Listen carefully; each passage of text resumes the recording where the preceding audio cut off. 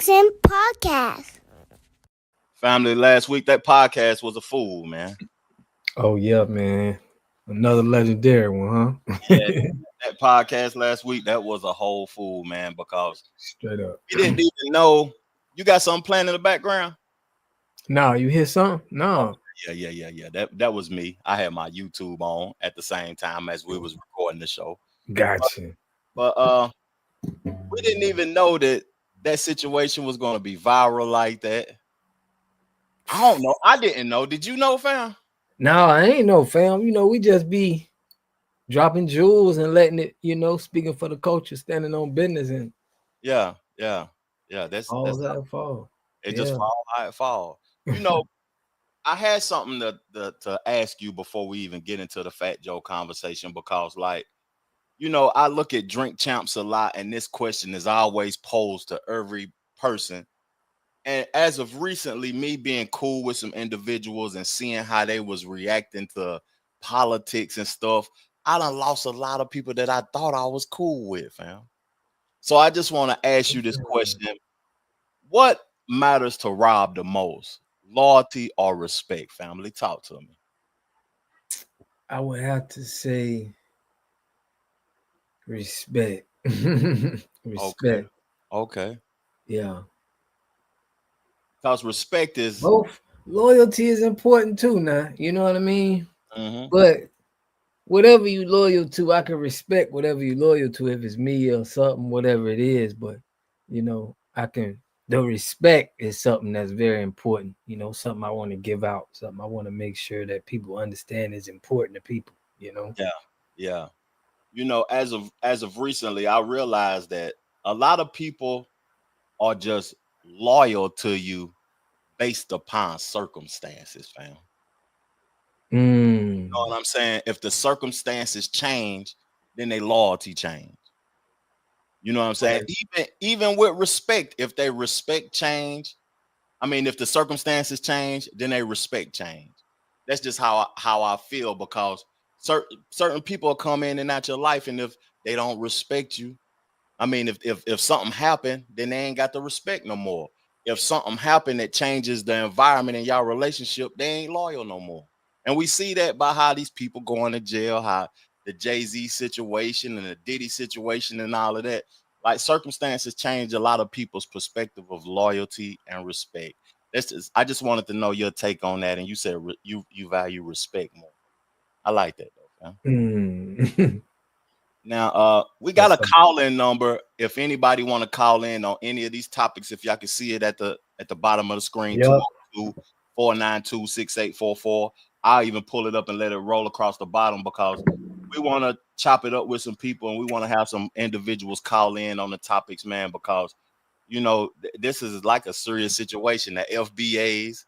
Yeah, FBAs, man, standing on business for the ancestors. Yeah, for the culture, standing on business. The FBAs versus the, I don't even want to disrespect them people like that and call them the Tether Squad. But man, it's all fun. Listen, this is our code. This is kind of what we do, man. We just be messing around. We'll joke at them, but I've been seeing a lot of that Tether. I wasn't familiar with it, but it seems like everybody already on code and know what the word is. I'm just figuring these terms and stuff out. So a Tether is just like a person that's not foundationally black.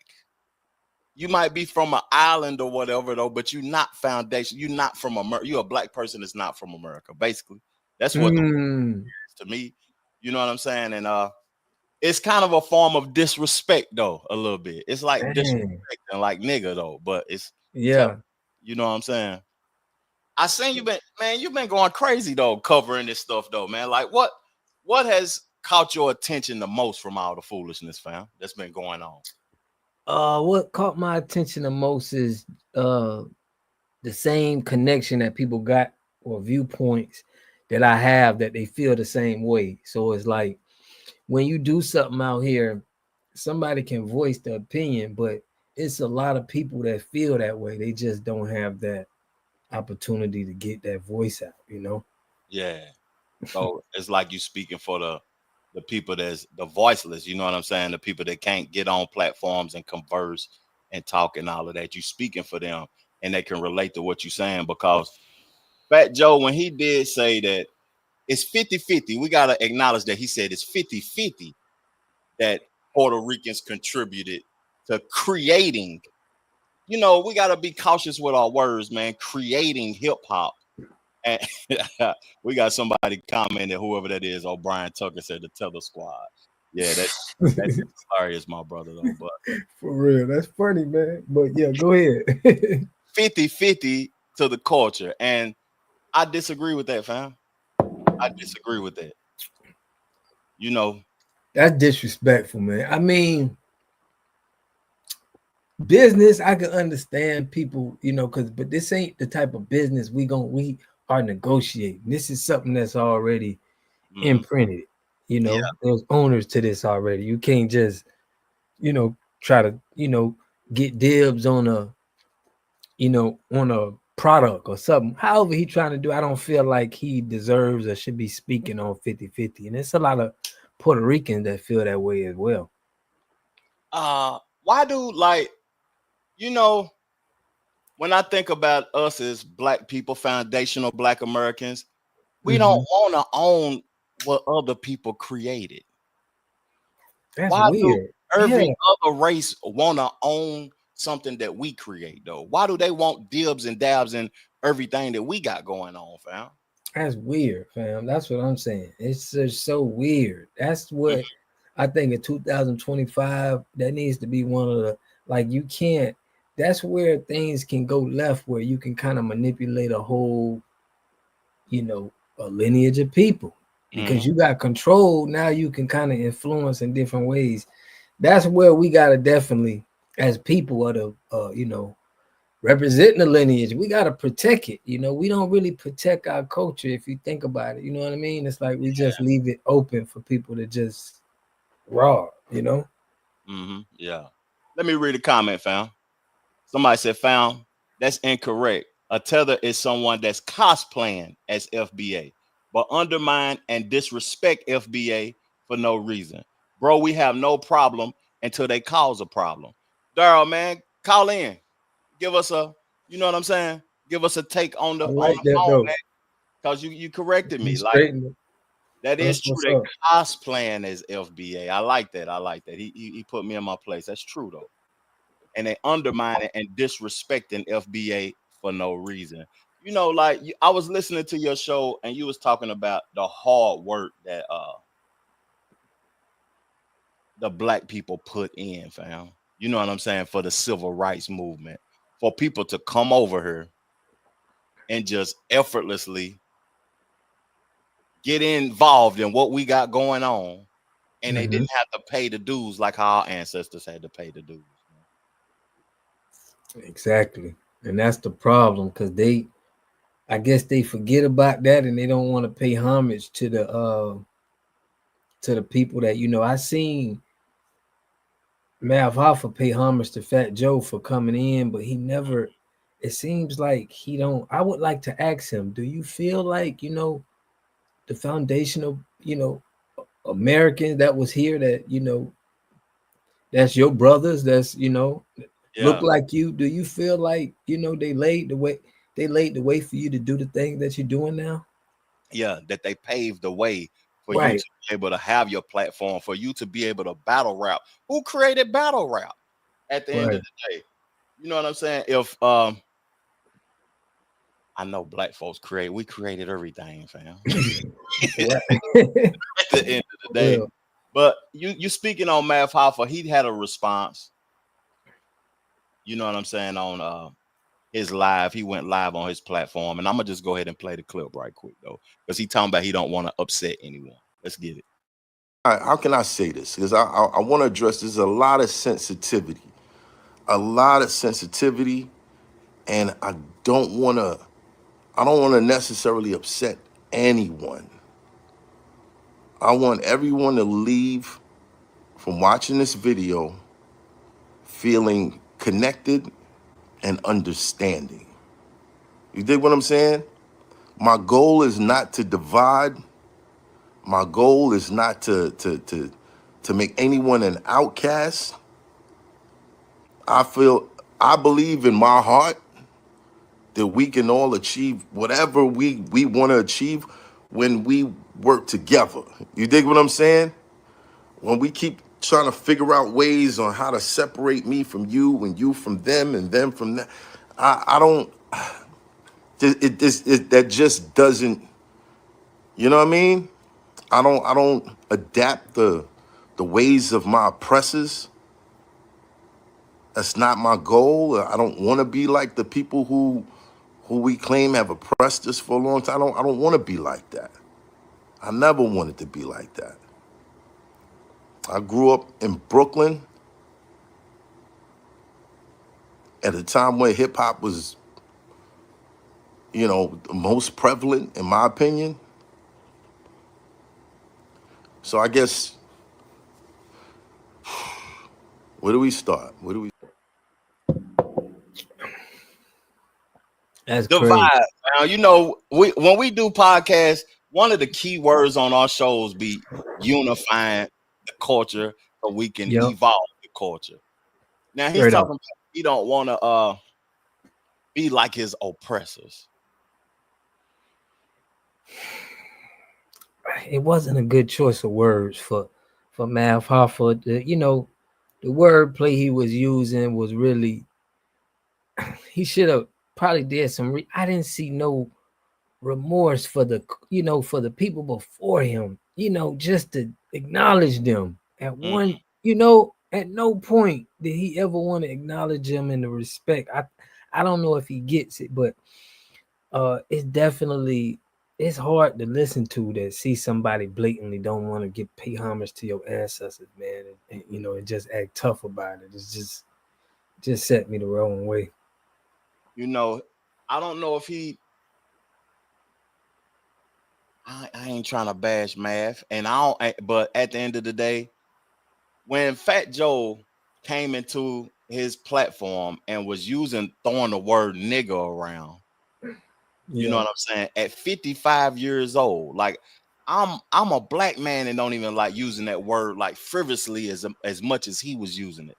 But at 54, 55 years old, throwing that word around like that, fam, and they not saying nothing about it. It speaks volumes though, fam. Because if he would have came on my platform and said that Puerto Ricans, you know what I'm saying, is 50-50 in creating hip hop and then calling other people broke niggas and stuff, I would have had to ask him, like, where's the proof though? You know what I'm saying? Where is the proof in it, fam? Mm-hmm. Somebody talking about stop the ignorance, get out your feelings. Call into the show, fam, if you know what I'm saying, if you upset or whatever about the truth, because we ain't on here bashing nobody at the end of the day. We just speaking the truth. Call into the show. Movement that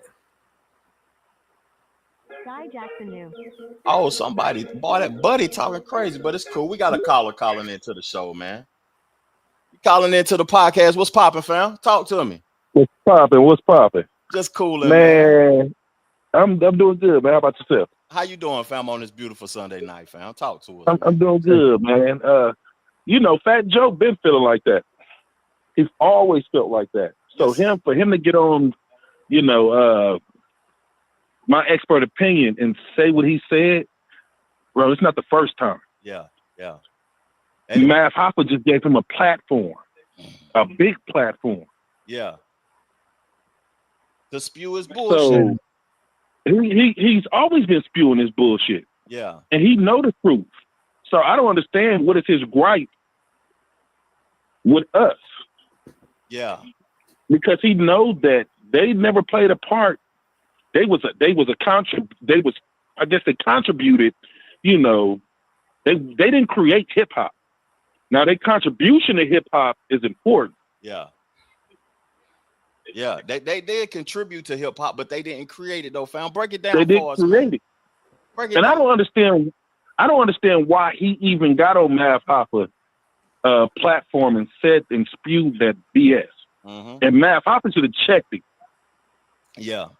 But Math and Hoffa, the fact that Math Hoffa didn't check him is crazy. Yeah, that's true.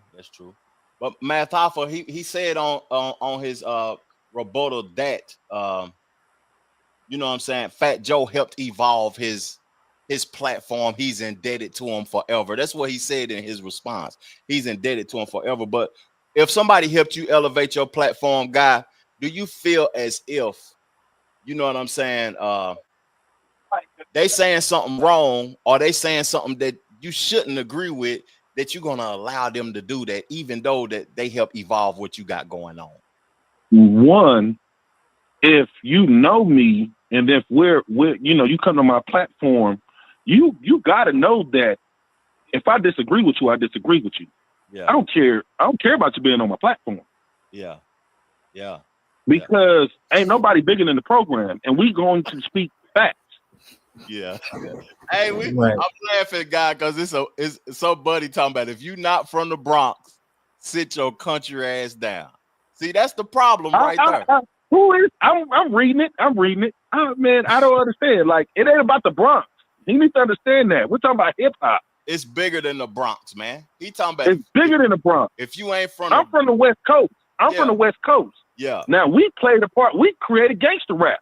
Yeah. Do that mean that I'm going to tell somebody to sit down because they're talking about a topic and they got something wrong? No. If you got something wrong, it's okay to say, you know what, I was wrong. Yeah, that's true. That's true. Now we got to take into consideration, though, guy, like, it's 4 elements in hip hop, right? It's break dancing, it's graffiti, it's DJing, and it's MCing. Now, that's the elements of hip hop. Hip hop isn't just rapping. Did black folks create it all? Or why is nobody speaking up saying who put this together as a collective to make hip hop whole? Mm. You still on the line, You fam? know what? Yeah, I'm here. You know what? The crazy thing about that is I don't think anybody want to get exposed. Because if we created something, yeah, and whoever created it should be able to say, you know what? That person wasn't there. That person wasn't there. This who was around. Yeah. This who was here when hip hop was created. Yeah. That'll shut all this shit down. Yeah. Yeah. You know, I forgot buddy name that started the song of hip hop, the hibbity, you know what I'm saying? But his name is Kevin Lovebug Starsky. I got the notes. I see I'm tripping. The first person on record, Lovebug Starsky, to use the word hip hop. You know what I'm saying? I know that was a big song or whatever that was funded and helped get out or whatever, though. But could it have been some people that was a part of it before then? We need some people. If New York, you know what I'm saying, created hip hop, they need to be calling into the podcast, educating folks. Why ain't nobody calling in, educating individuals instead of just being upset that we talking about what they supposedly created?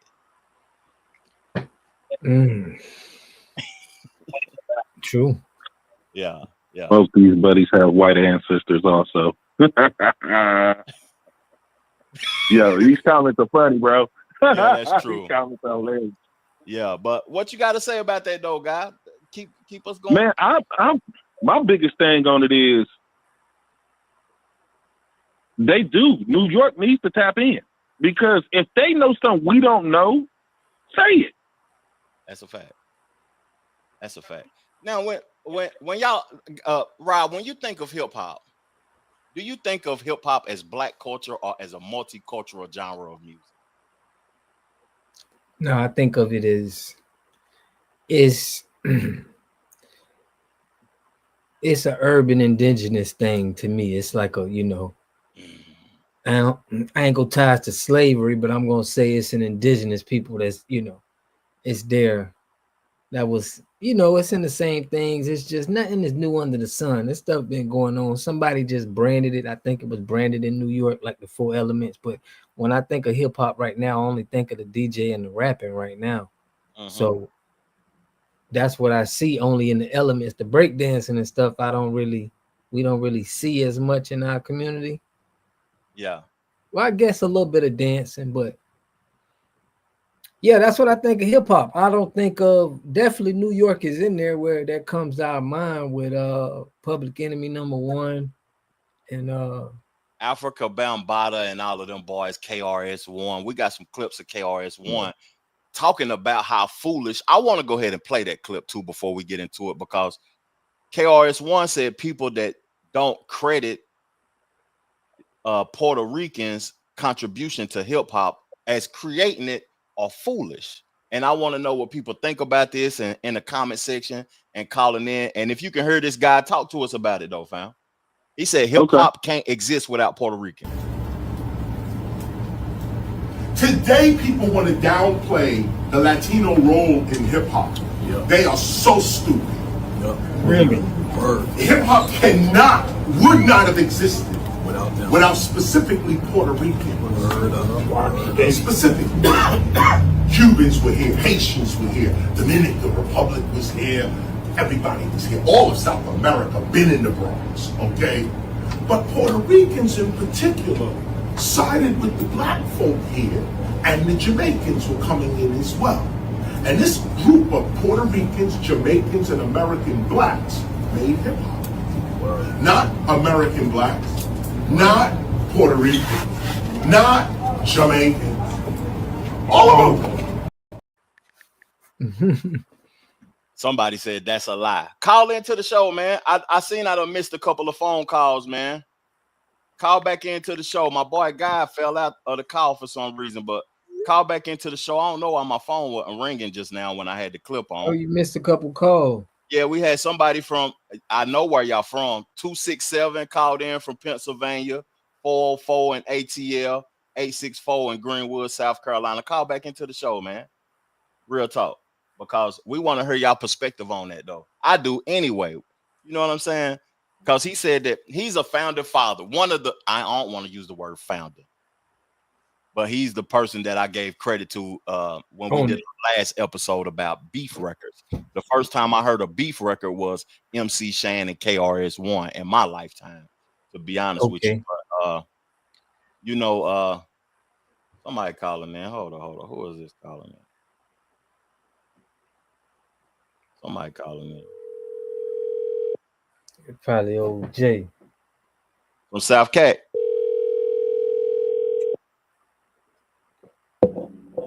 Oh no. I'm saying you calling into the podcast? What's popping? Man, was I trying to call in? Talk to us, man. Man, let me get some things clear. Talk to us. I heard the language too. I already know you from up top. I can hear it. Yeah, but I stay down south though. I know. I see your area code. Okay. Yeah, you know what I mean? But yeah, I'm sorry. I say you back in. How you feel about this? The indigenous people, man, the FBAs. How you feel about the FBA standing on business? Okay. Water guard, right? Yeah. Man, I love what you were saying.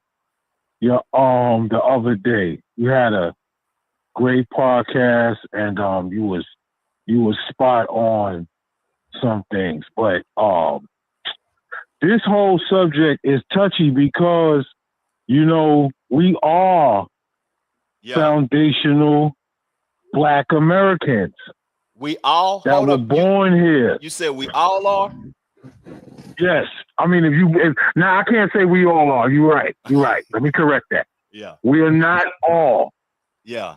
I'm going to say the Black Americans that were born in this country are. Yeah. Okay. You know what I'm saying? Because if you're Spanish, our Spanish brothers and sisters can be foundational Black Americans because of their ethnic background. And you know what I'm saying? As far as their their DNA. Yeah. But Fat Joe sparked come on, fam. You gotta get to it. He sparked us. He sparked us to the point to whereas this started unification. A movement. Yep.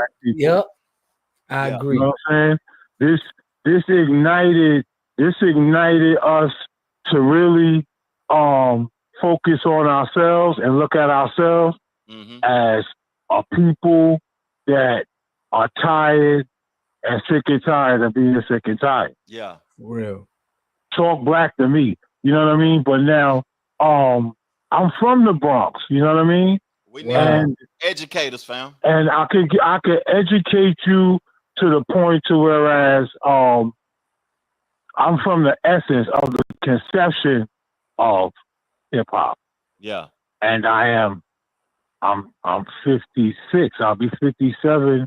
I'll be 57 next year. So I've seen Your it. recording has reached the maximum length.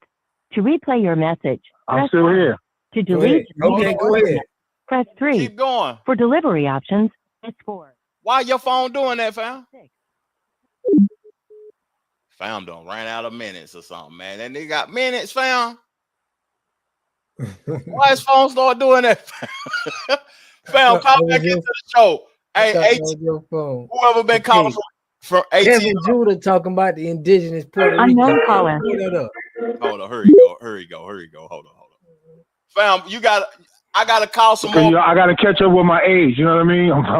Yeah, I got a whole bunch of more people calling into the show. Get to it though. Help us out, man. Educate us on the Bronx culture and everything, and we gotta accept. All right, look, man. I'm gonna get straight to it. There were no Spanish folks helping in the conception of hip hop. Period. Point blank. There were not any. Okay, and you have to include Disco King Mario as one of the creators of hip hop. Okay, you have to add him.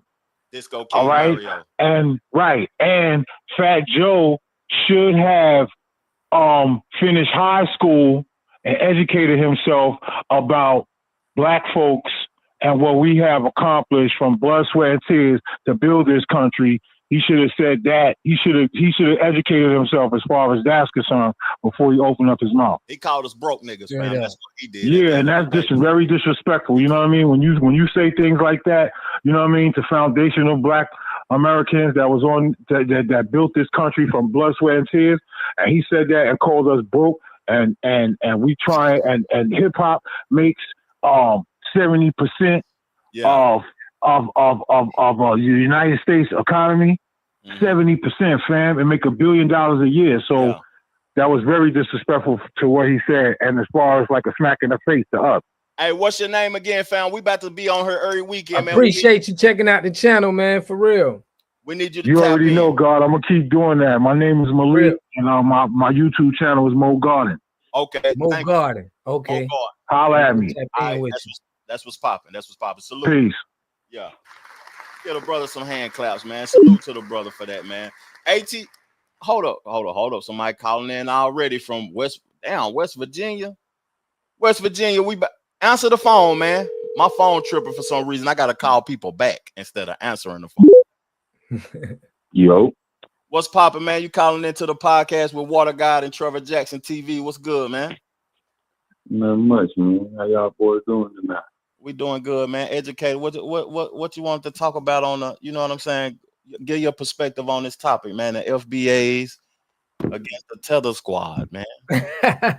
Now, I say this. I ain't really for it. I'm FBA for sure. Yeah, let's but get it. I'm more like an educator, you know what I'm saying? And I ain't with all the Tether shit. Okay. But I do get it though. Don't get me wrong though. Man, hey, at the end of the day, we trying to I personally don't prescribe to it, right? Yeah. But this one I'm gonna say the biggest problem I think we really not paying attention to here still, even amongst ourselves, right? Okay. No offense, the New York niggas not being on code. This really what the problem is. Because you see all the New York people like, oh nah, we made hip hop. Y'all can't talk about it. Okay. Pig Meat Markham, 1968. Here comes the judge. Y'all can pull this video up. This is a man from Durham, North Carolina, my home state where I reside. That's where I'm located. That's what I'm saying. Okay, listen to me. He's from Durham, so he didn't move to New York. Now he listened to me. He literally died in the Bronx, y'all. Yeah. He made if y'all play that song from 1968, he already had it recorded, okay? Yeah. Now, it became a hit, and at that age, he moved to the Bronx. Okay. Now, prior to that, we got James Brown. We got a couple people that we can historically show. They didn't call it rap, but this, and not being funny, here's the thing that's frustrating me most about it is the New York people are happy to claim it, but I don't think they understand that y'all the ones who sold the culture, not created it. The DJ Herc, he's a fucking DJ. Yeah. How you make music and you a DJ, nigga. That's not real. You get what I'm saying? But I heard you. But let me say, can I say something though? I can't take away his credit for that though, because that's an element in hip hop though, fam. No, I'm not taking no credit from them. I'm saying peak game. It existed prior to them. Yeah. He's the one who sold it. Yeah. It's been going on long before the Southern niggas doing soul music and funk and all this shit and where they scat. This is what we always doing, but that's just a different, like you say, that's the element that the New York people said, okay, this is the way that we gonna do it. Yeah. But they branded it pretty much. It doesn't start there. Yeah. It's longer history than just there. And you can't say because we're the ones that, no offense, this is the funniest part to me. Everybody talk about anti-corporate shit. We are sitting here saying that when white people acknowledge this culture is when it started. That's all that Herc and them got it to do. This is when they got white people to acknowledge it, just because guess what? They started selling it to white people. Because guess what? Before then, it was devil music and don't touch that. Okay, they figured out a way for the white people to like it, which is cool, and I'm not disrespecting. I'm saying let's not say that. Let's stop slighting history, the fact, for people's personal preference. You get what I'm saying? Like we can't exist the just like we talking about with lineage, FBA and all this. Yeah, it's lineage. Yeah, you get what I'm saying? That's all it is. Even down to and I think people don't realize. The thing that we really saying is most people, and it's a mind state, a regional mind state. You get what I'm saying? Like I done been a lot of places. I'm blessed enough to, you know what I'm saying, have been a place. It's a regional mindset, and what I think, like more North people don't realize is majority of Black people still reside in the South today. We always have. That's where everything comes from. When we get in. When you look up the foundational, one of them niggas' name was like DJ Mario Beast. I can't remember. Man, I'm in Charlotte, fam. 75% of Charlotte is New York niggas. You already. That's what, so you know because this is really not like not being funny. New York New York got the niggas because they came from the South. That's a fact. Like, and not being funny, no slight to New York, but I think people don't understand New York isn't even a place with its own natives like that. Like, most people in New York are immigrants, like, to this day still. It's not a lot of native people leave that place. It's a place where you go to build, try to, don't get me wrong, some people get stuck in there, but majority of people, if you're going down, you get the fuck out, because guess what? It's cheaper in the South. That's true. Like, that can save your whole life. So niggas will literally, like, we got to stop acting like just when that commercialization is the beginning of something. Because it's deeper things, just like, and down to the Puerto Rican thing. I'm sorry, I'm bouncing over here because I get down. Hey, fam, we don't got that much time. We got other people calling in. I want you, if you got a platform, I want you to promote your platform and, you know what I mean, stay tapped in with us because we're going to be doing more live shows and stuff like that. Oh, no, for sure. Close out. Just follow my YouTube, subscribe to my channel. It's FBA Malcolm. FBA Malcolm. Appreciate you, man. Yes, sir. Tap in with us. Tap in with us on Sundays, man. We appreciate you. Hey, we got so many people calling in, fam. Hold up, y'all. If you calling in, I'm gonna call you back because my phone ain't ringing for some reason. I don't know what it is. I need to get blowing up. But from your perspective of what the things people have been saying, fam, before we get to the clips and the other callers and stuff, tell me what your brain doing right now. Your thoughts of this conversation, fam. Man, my thoughts is like he's saying, man, just listening to somebody from New York, listening to people from different, hearing their perspective, and the disrespect, man, is the ancestors go deep, especially down south. A lot of people from down south, they migrated. I think that man's name was Henry C. Thompson. He bought like the Brooklyn, the whole piece of land, and black people moved there. This was a guy who, you know, probably most of his money came from Black Wall Street in those times, and they was getting money, and it was, you know, he bought. So a lot of everybody from New York, pretty much, that's FBA, got roots from the South. Yeah, because man, I'm gonna tell you something, man. South Carolina and North Carolina, I don't think people understand until they come here. Everybody from North Carolina or South Carolina got a family member from New York, and everybody from New York, after they get tired of paying $5,000 a month for a 700 square foot apartment, they move to the South and get them a mansion for that same $5,000 a month, man. It's just different though. But I'm getting ready to I'm about to call you, New York. I see your text. He said, I want to get in there. Educate us though, nigga. Don't be hostile. Oh, I'm hanging up on you. I'm hanging up if you're hostile. What's popping, fam? Yo, what's up? What's good? Educators, fam. We here for the education. Educate us on the conversation, fam. What you What's think? good, man? You FBA or what? What you what's your lineage? I'm FBA, man. My mom's is from North Carolina. My pops is from Alabama, man. Salute. But I was born and raised in New York. Yes, you know what I'm saying? Straight so my up. parents met in New York. But we understand, like, all of those flavors that we got through hip hop came from the R&B of James Brown, all these other people that's from the South. Yeah. You know what I'm saying? Yeah. So all the music that we was into, it led up to, like you said, disco too. It led up to what we was doing. So we're not going to sit here and say New York didn't create that specific style of hip hop, but it was American black youth from New York, not really too many other ethnicities, maybe a sprinkle of Jamaican or whatever. But we never knew what their ethnicity was because they never spoke like it. They was too busy trying to be accepted by American black. Yeah, that's what I thought, fam. Yeah. You know what I'm saying? But we got to kind of stop, even with our FBA brothers saying that New York was having this and that, because this ain't the same New York, man. All the major black places like Brooklyn and Harlem is gentrified, man. It's nothing but either white people or immigrants there. Black immigrants. Like when I meet other black people, a lot of times they always ask me what's my background. When I say I'm American, it's like they can't even register. How could I be American and I'm black? It's like I'm the outsider now.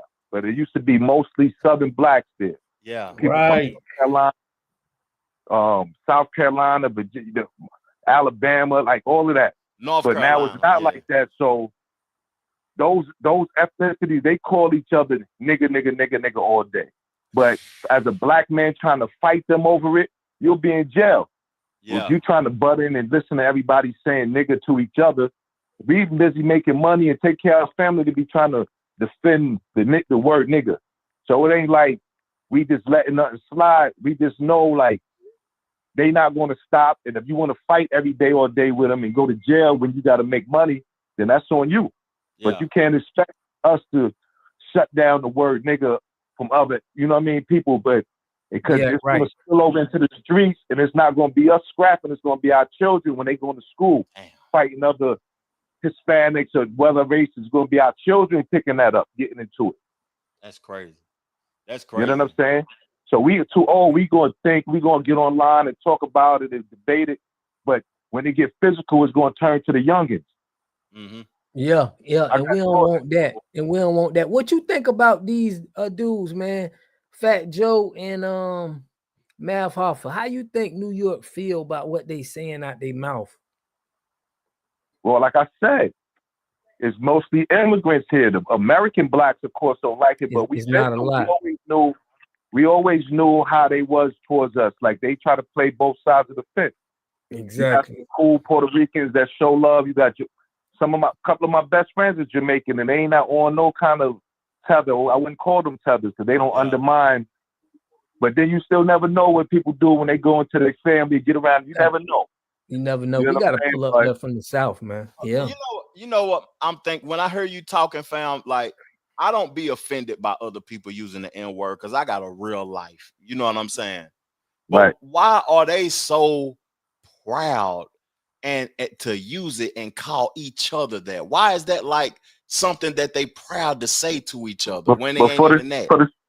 the same reason they love hip hop, because they want to imitate us.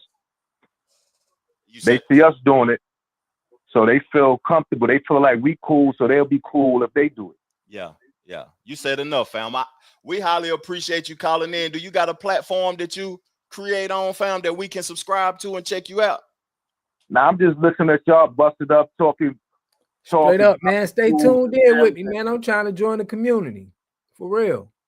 Yeah. Okay, so yeah, if you let me know, I'll follow you or whatever the case is, but I just like building, bro. Listening to, y'all doing y'all thing. I've been watching you. I just got on to you, the water, got subscribed, so, Yeah. I appreciate you. Keep it going. Appreciate you, man. All right, bro. All right. Yeah. I'll save yourself in the comment section, though, but yeah, we can link it up. Okay, definitely. save Always. yourself. Thank you, family. Yep. All right, peace, y'all. All right. Yeah. Hey, the brother was from New York talking about, he was talking that standing talk. on business up there. You know, a lot of people I seen in my comments was giving kind of the dudes in New York a little bit of pressure, but like he said, we can't because they outnumbered. It done gentrified and done put us out. Just like what I was saying on my channel, we're suffering the most from all of these people coming in. And if we just sit back and be friendly with all of them, our people just losing. And you know what's crazy about that? That's why the black man traded on the Democratic Party during this election this year.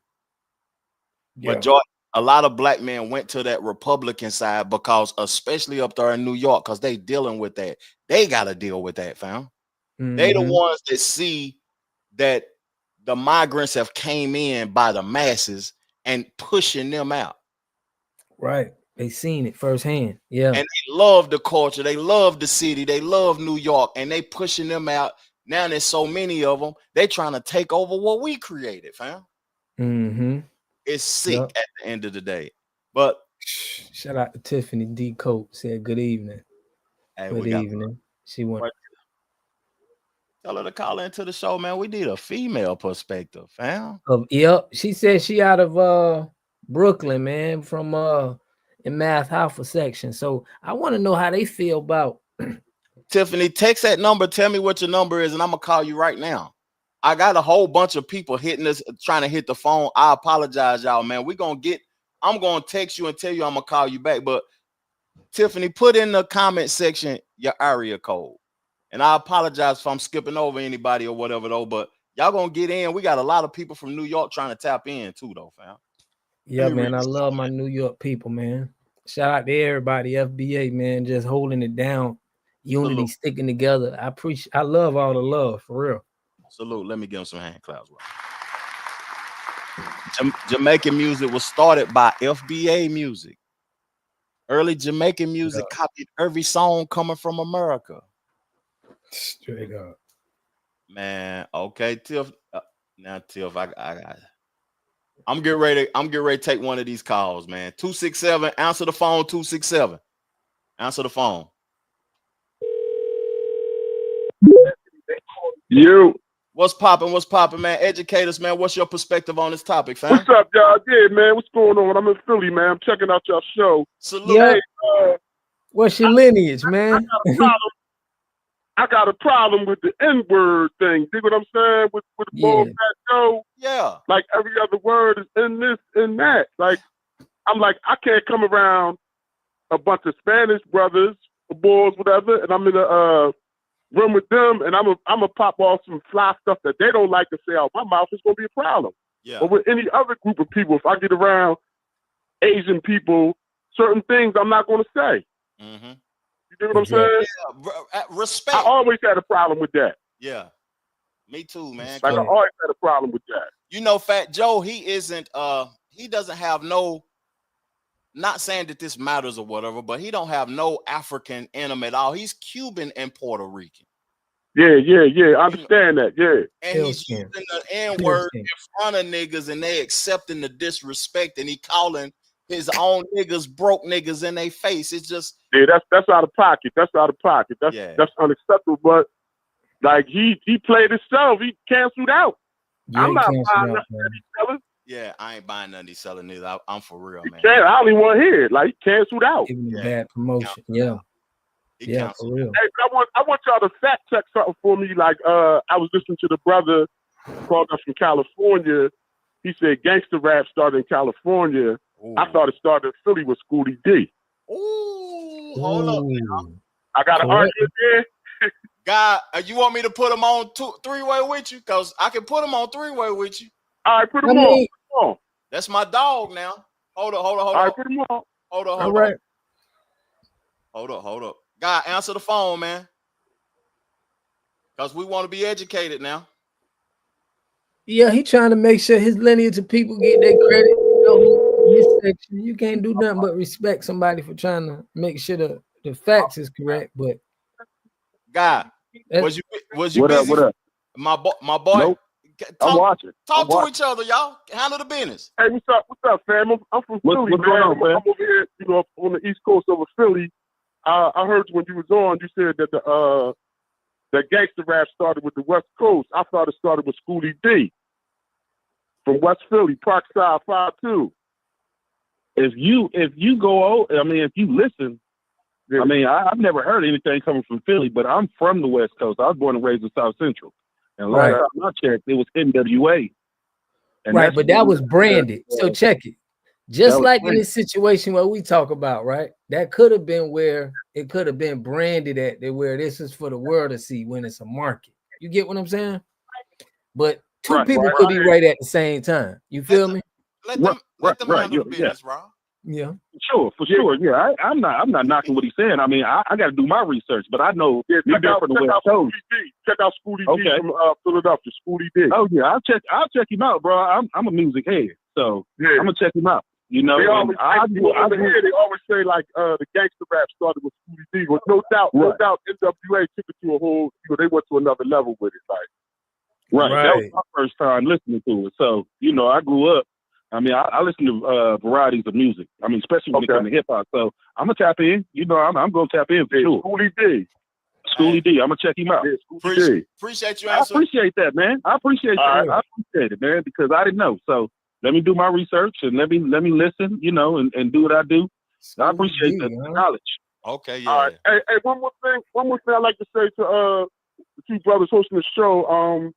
Like to me, I don't have no problem with identifying as FBA. I had no problem with that.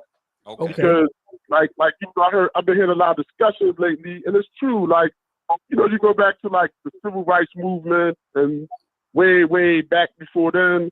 It's like, the peoples went through a struggle. They went through a real serious struggle to fight and get their blood shed and their heads bashed in to Then when something given out, everybody jump on it. Other people jump on it and stuff like when something just going to specifically be for us, like to protect us and be for us, like. That's how I feel about that. That's true, man. Ain't nothing. It seems like ain't nothing specific. But everybody jump on it, Yeah. Where you originally from Philly, fam, or? Yeah. I'm from Philly. My family from South Carolina. My mother and father from South Carolina. They migrated from South Carolina to Philadelphia. Man, I swear to God. Like in the late 60s. I'm from my people like down like Myrtle Beach area, like Marion County, South Carolina. Yeah. But I grew up in Philly all my life. You know what I mean? Hey, salute, fam. Do you got a platform that you be on or whatever, or just come start checking us out on Sunday night? We're gonna be live. I'm gonna call y'all back, man. It was real nice talking with y'all brothers too, man. Straight up, salute, man. FBA love for real. For the education, yeah. Somebody said a woman. She was like she want to hear a Southern point of view, man. Call in to the line. We want to hear a Southern woman speak. North, it's all we all family. I ain't gonna cap, fam. We got down there 20. I got 25 text messages on you know what I'm saying, the phone right now. People wanting to get in and conversate. I want them to get in, man, because I know a lot of that, a lot of topics I've been hitting, and a lot of people was getting in there. I know a lot of people want to voice their opinion. We also got the Brooklyn. I know she wanted to get on. Tiffany, text that number. You see that number right up under me. Text that number and let us know it's you. I wanted to hear from her because she right out of Brooklyn. Tiffany D. Coates. Yep. Yeah. Let us know it's you, and then we're gonna You know what I'm saying? Be able to get you right on the phone, man. And if you really want to get in, man, you can hit that Cash App up and get right in, though, to be honest with you. But I'm going to answer 203 right now. Well, I'm calling 203 back. What's happening? What's happening? What's happening, man? Let us know your perspective on this conversation, man, and this topic of discussion, man, with the FBAs and Fat Joe's rhetoric, man. Let us know, man. Straight up. FBA all day. That's Where what's you- up. Family from Mississippi Okay. and Alabama. Okay. You hear me? Word. We've been rocking this, and I'm black conscious. I'm born 20 minutes outside of the Bronx. We was doing hip hop when I was in the 4th grade. You understand? I ain't never left hip hop. I ain't seen Puerto Rican do nothing till the 80s, B. Yeah. You hear me? Wow. Yeah. Fat Joe's a sucker, and Math Hoffa is a sucker too. They all laugh at us, bro. Yeah. Yeah. I get For real. with them, the Nigerians and all them niggas. They like to call us slaves, you know. Blades. You heard? They call us slaves. That's what they call us. They say we slaves because they was never enslaved. You know, Nigerians supposedly sold us into slavery. And all I want to say is this, man. One of my best friends is Jamaican. Yeah. I'm gonna get off. I ain't gonna stay long, brother, but I'm just saying. I got one question to ask you though, man, before you do get off. Is them niggas up there disrespecting FBAs in New York? Hell no, man. Listen, man. Ain't nobody doing it. But what it is we've always been so accepting of everybody. Yeah. You hear what I'm saying? Yeah. We've always been so accepting of everybody, man. We gave the world our slang, our swag, man. It came from the South, B. Yeah. I'm gonna tell you something. When I was coming up, my mom and them from Mississippi, I used to have a down south. It was so many people in my project from the South that I talked with a Southern accent. You know what I'm saying? Like, the influence of the South is huge, brother. Yeah. It's huge on this. You can't even just say it's New York. Yeah, that's true. Man, I embrace being country, fam. I appreciate you calling in. You said you had to go. Thank you. Tap in with our show, man, and make sure you subscribe. Always, man. I'm gonna tell you something. I watched one of his videos, the Slim Brother. It was one of the most insightful videos, bro. I give y'all props for that, for real. Hey, my name is Boss Player, bro. Can I get my Instagram? Give it to him. Yeah. Send it in the chat. Send it in at the Real Boss Player on Instagram. Get at me. You're gonna find some shit there that you like. Okay. Anyway, peace, brother. Peace. Salute. And Rob, it sound like niggas getting disrespected. To me, it sound like immigrants and Jamaicans and Puerto Ricans up there disrespecting like they running shit. That's what it sound like to me. Am I hearing wrong? I mean, I don't know, because we got some solid brothers, man. You know, the DMXs and the 50 Cents. You got I know it's a breed up there, you know, that's solid, and they ain't even going for it, and they running the yard, I bet, you know. So I ain't gonna say they over there, you know, just running things. I don't believe that, you know.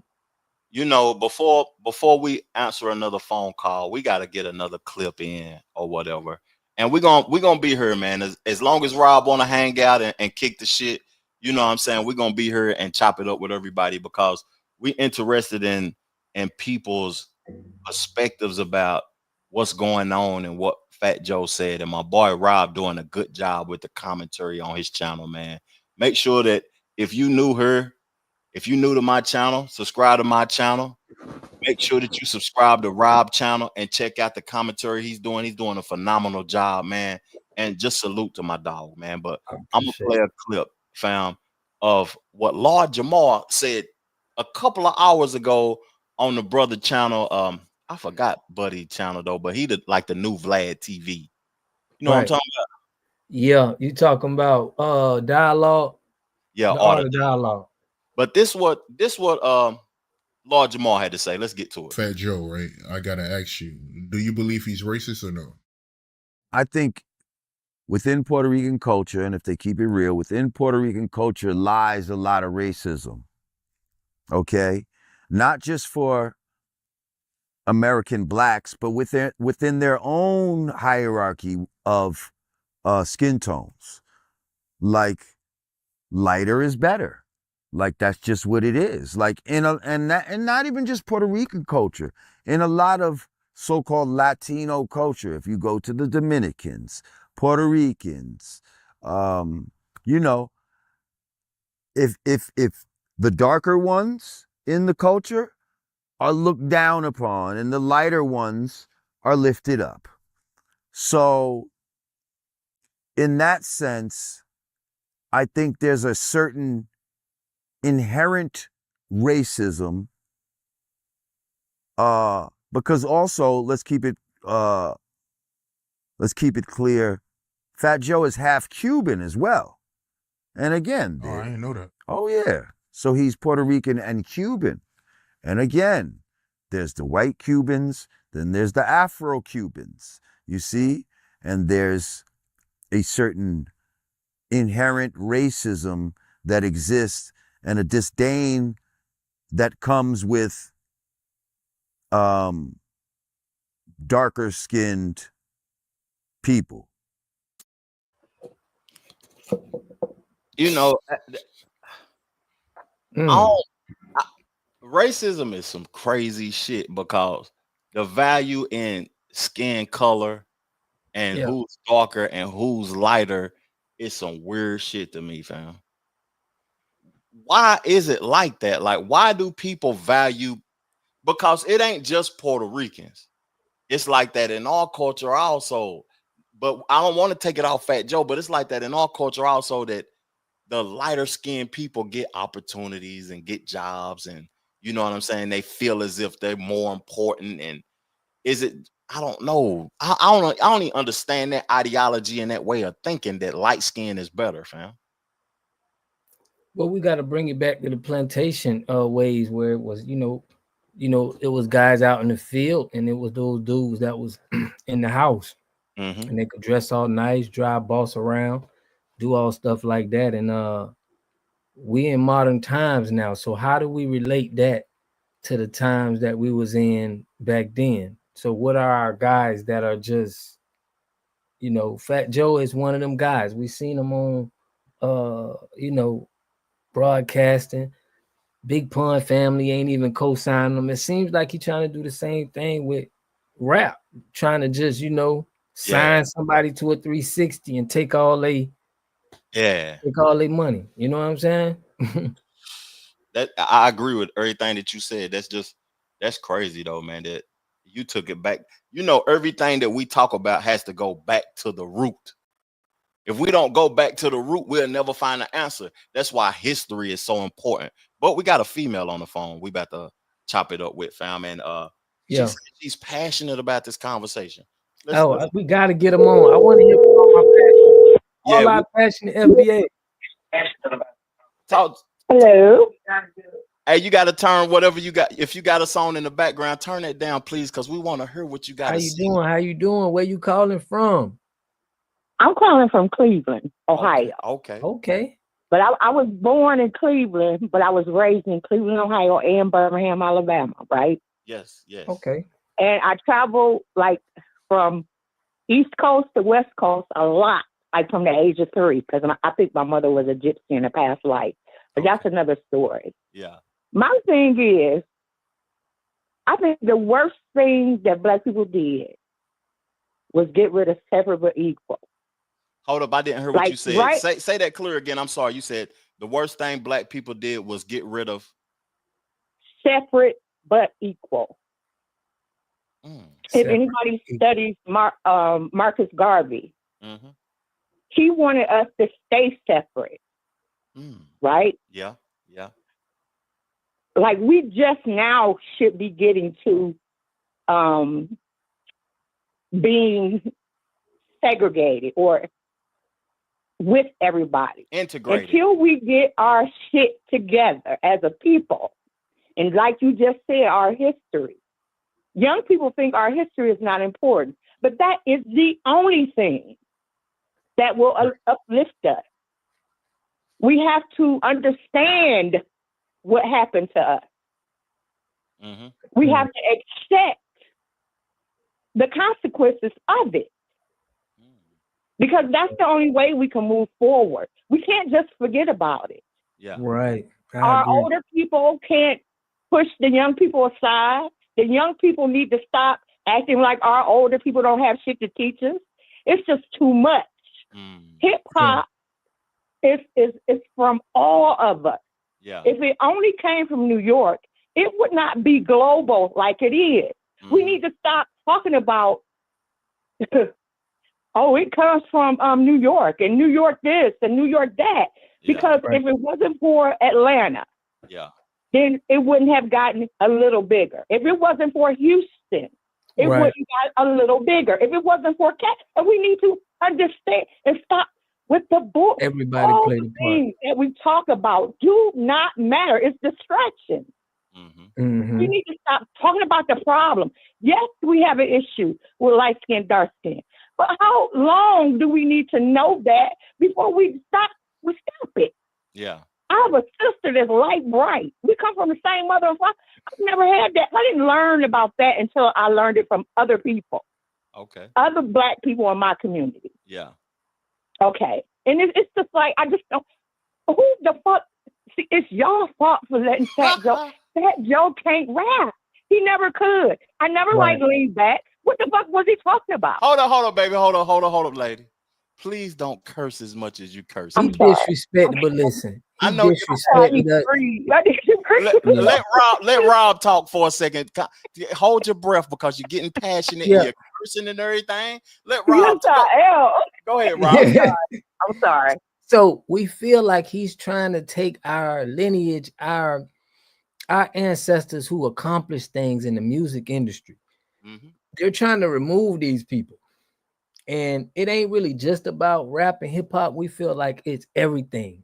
This is just a part that's really touched to these 80s babies and everybody that done came, that's growing older now. And we want to kind of, we know about Malcolm X and we know about our original leaders, and we want to stand on business for our ancestors coming up right now. Before I ask her, I want to ask her a question before she speaks again. Do you feel like Martin Luther King was wrong for trying to integrate us with other cultures and we should have stayed segregated? Please speak and please don't curse. Please. I won't curse anymore. Thank you. I think that what he was envisioning wasn't wrong. I think that something else should have been the focus. I think what is wrong is that we do not understand that we did not overcome anything just because of Martin. Okay. Right. I think certain people were given to us. I think we are being played like a piano. Okay. And we don't understand it. If they had quo and pro, right? Yeah. And they methodically got rid of this group and that group. But then they see certain things they can't do anymore. Okay. The issue is the mentality. How do we keep these people a certain way? Yeah. And the fact that we don't understand that, I believe, is the problem. We do not see that all the money that we spend is going to the wrong people. Okay. It doesn't take a rocket scientist to understand that. For real. It doesn't understand that as much as we buy their clothes, they want to dress like us. They want to look like us. Yeah, that's true. It's a problem. And it's not about them. It's about us. I could care less what Fat Joe say. That is because I never really listened to him. But it trips me out that it takes him to get on social media and say something like this. Yeah. For everybody to get up and I want to join together.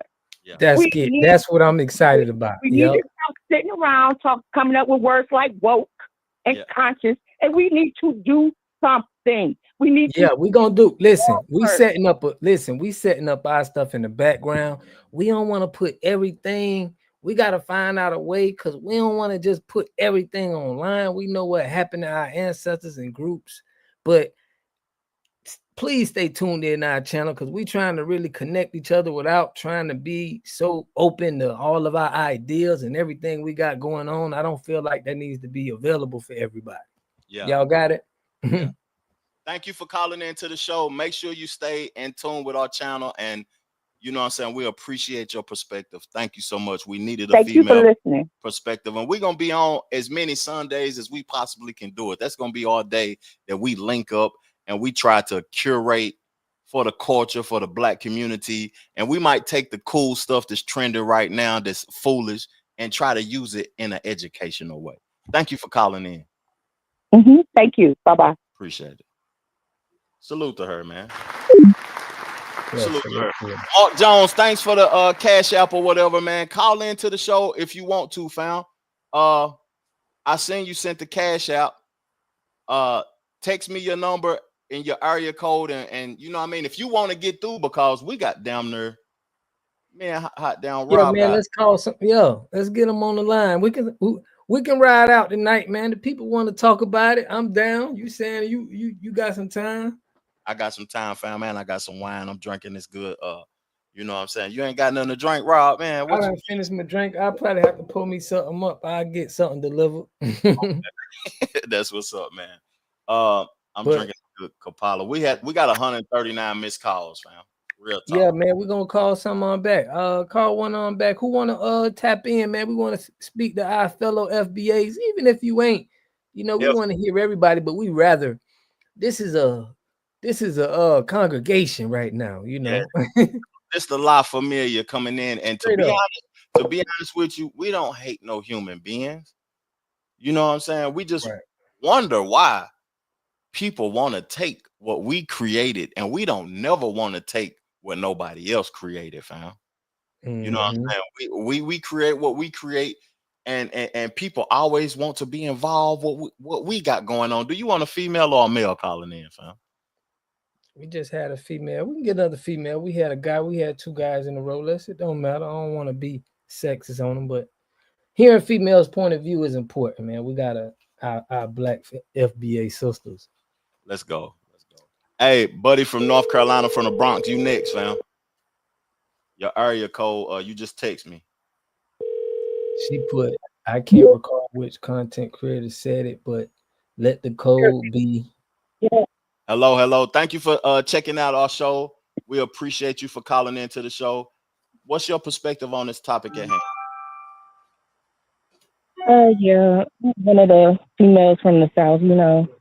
And I just want to say a lot of rich culture down here that did travel up to New York, you know what I'm saying, for the Great Migration. You know what I'm saying? My daddy, about 60 years old, he came down here from Brooklyn. When you graduated in my family, you moved to Brooklyn, you know, back in the day, my grandma there. So a lot of stuff that was taken from the South, I'm from South Carolina, did land in New York. So when people say what the South got to do with it, like, you know, the saying, we got a lot to say, you know what I'm saying? So I just wanted to talk about that. I just wanted to talk about, we got to teach our kids the history. You think it's just as simple talking about hip hop, but it's actually our history. Like my husband say, we know the Pledge of Allegiance. I'm 40. We know the Sugar Hill Gang, like the Pledge of Allegiance. That's you know what's going on now. They really don't know. You know, we got to teach our kids about our history that goes back with music, goes back to civil rights. And I know y'all talked about MLK. You know, MLK was right until he was wrong. You know what I'm saying? But when he said it was too late. That's true. Too late, yeah. Walk us into a burning fire. Yep, go ahead. So everything that, you know, in my household, being from the South, being from, you know, South Carolina, coming off the Fort Hill Trail, that's like a Geechee Trail where people left Charleston. We end up in the Low Country. And, you know, we're in the Metro now. I'm near North Carolina now, but, you know, we have rich culture down here. So my culture it does start with music. Like we on Kwanzaa, day 4. Yeah. Yeah. So we want everybody to know you can't just come out and say Jamaicans did this and Jamaicans did that. When, you know, my dad was up there and he tell me what was going on. He was like, they was kind of segregated up there. You got a couple here and there. Yeah. Right. But they was segregated up there like that. My auntie and my mom go up there every summer. You know what I'm saying? So they know what's going on. It was an FBA thing. Ain't nothing. I don't know how it was a debate. How did it turn to a debate? Yeah, it ain't even a debate. What part of I'm gonna guess where you at? You in Fort Mill? You in Tega K? Yup, surely. Yeah. Okay. I'm on Lake Wiley. Oh, okay, yeah, wire. Okay. Salute. Yeah. Thanks for the education, though, man. We appreciate you. Definitely stay tapped right. in with us. We trying to build a community, man. All right, I got you for sure. Thank you. All right. Salute to Shawty. Salute to Shawty, man. I knew when she said she was close to North Carolina, I knew she was down the street from me, fam. Yeah. We having a good discussion, man. Mark want to get in, the guy that sent the cash out, fam. Let's get him in, man. Let's get him in. We got to get him in, man, and converse. He said, y'all was down there shucking and jiving. We got somebody, New York Unity with Fat Joe with the boxing gloves on. That's his Avi or whatever. He on her trolling, man. You know, we ain't about creating division. You know what I'm saying? The Southerners was too good for the Northern folks. That's cap. Y'all was too good. Y'all ran away from us, fam. Y'all ran away from the South. We embrace being country. We love this down South shit, fam. To be honest with you, we love who we are. We ain't, you know what I'm saying? I can come to New York and ball harder than you, to be honest, if I want to, but we love being country.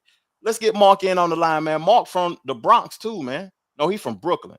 And he sent the cash out. Let's do it. Let's do it, fam.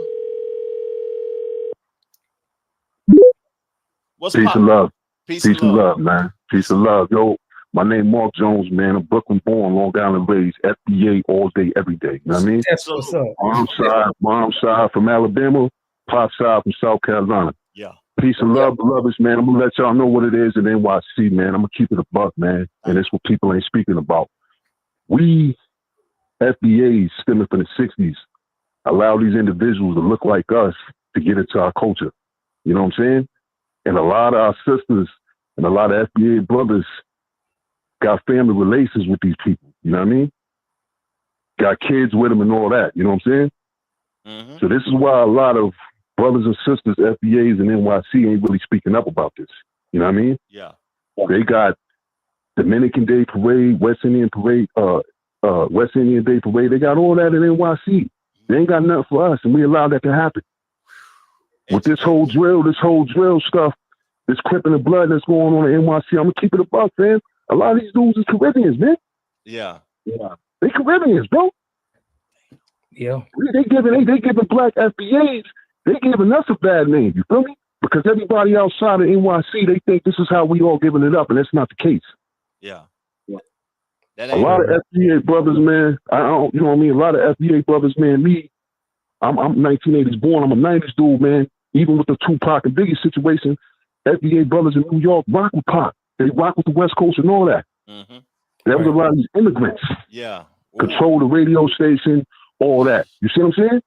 I feel you, because Angie Martinez, majority of the people at the radio station. Bro. Yeah, damn, you kicking game. Keep going. Bro. Yeah, bro. This is what it is, man. I'm telling you, like, I'm keeping it funky. Like, a lot of FBA brothers and sisters, they got kids, man, these bastard offsprings with these others. You know what I'm saying? These Jamaicans, Haitians, Caribbeans, Trinidadians, Guatemala, whatever you want to call them, they got offsprings with these kids. So, you know, if you got a FBA sister, they gotta have Jamaican and a half FBA child, and she want to take this FBA child, man, to Alabama for the summer.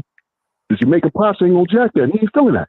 Yeah. Right. You know what I'm saying? Yeah. So now she cut off from her connection. It's a disconnect. Mm-hmm. You got a lot of FBA brothers and sisters up here talking about they have Jamaican, bro. They have this, they have that. Yeah, they value. So I'm being real with you, man. They value that. They don't value who they really are. Right. I'm being real with you, bro. Like, we lost the battle, man, but I'm glad this right here on his heels is coming up. It's a mass awakening, and this one needs to be happening. This one needs to happen. You know what I'm saying? The conversation. All that pop smoke, that drill, 12 spin, whatever these little young niggas talking about, all these dudes is Caribbeans, bro. They're not us. Yeah. That's why I look so fugazi and corny to outsiders. You know what I'm saying? Yeah. Yeah. I'm foundational Black American, bro. I can go to LA. No blood and cripping ain't come upon my that's not what I grew up was born as, but I can respect that culture. Yeah. I know what it is. Yeah. I walk through Mississippi, I can smell my ancestors swinging from trees. I know what that is. You feel me? Mm-hmm. These Jamaicans, Haitians, you drive they don't know what that is. A disconnect, bro. Yeah, they don't understand. Total disconnect. They don't understand that. Right. It took me to go outside of NYC to find my culture. Yeah. I was in Louisville, Kentucky. I was in Atlanta. I was in LA, man. I love my FBA lineage. But it took me a while to see that. You know what I mean? Yep, for real. Because you don't know who is who, man. But we love you too, man. We all trying to give each other that love for each other because we confused. We seeing people that ain't us, and now we understanding this. It's a line being drawn, and we know who is who now. So now we know who we got to do everything with. Yeah. And this is why, you know what I mean, getting back to the Biggie thing, you know what I mean? I'm not going to hold everybody because I know other people want to call in, but this is why Biggie was so arrogant and cocky. That's that Jamaican Caribbean shit. You understand? Pardon me for cursing, but that's that attitude. That's why he brought that out there to the West Coast, and you've seen how they gave it up. And I'm not, you know what I mean, I'm not advocating violence or wishing death, but I'm just saying it's a difference between us and them. Yeah. This is why a lot of FBA rappers, such as like Cameron, he's able to kind of maneuver and go anywhere where he wants to go in the United States because FBA brothers understand that. They salute that and they smell that. You know what I'm saying? Yeah. We appreciate There's a complete difference, man. But it's just a lot of FBAs up here, man. They lost a lot of brothers and sisters. Like I said, man, you got to understand, they got a lot of ties, a lot of family ties, babies, and you know what I mean? It's a lot of that mixing with these people. Thank you. It's only a few of us left. But peace and love, though, bro. Thank you for calling. Peace and love, man. Rotating, indeed. If you got an Instagram handle or a channel that you want to promote to where people can go see your platform or whatever, shout it out, man. Put it in the chat. Well, now really ain't got none of that, but I'm gonna definitely keep it tuned with y'all, though, bro. Yeah, man. Water Guard TV. I appreciate you, bro. Indeed, man. Peace and love, bro. Thank you for the education. Yeah. No doubt. Salute. Now, bro, hold on. Somebody said from Jamaica. They said, Water Guard TV. Genuine question. Before calling sales FBA in hip hop, what's the culture reference used? When we say Jamaica, we can reference, and then from JA, we claim Africa. Reason JA is loved everywhere. So let me break this down to you. I call FBA indigenous. So our people were here. I think everybody feel like some people did come from Africa, but it wasn't a white man that brought us here. It's people that was indigenous. That means they came here. You got black people in the Philippines. You got black people in Germany.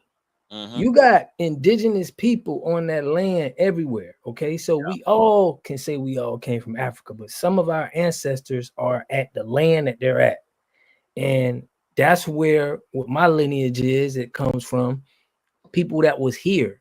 My grandma was Cherokee Indian, you know, so she had stories about all of her people being here. It wasn't no, you know, ship that came. So wherever you from, you have to take it up from where your lineage is, from the land is. That's why our ancestry and everything is so important, because you need to know where's that land that your people, that you're going to have to say where your lineage come from.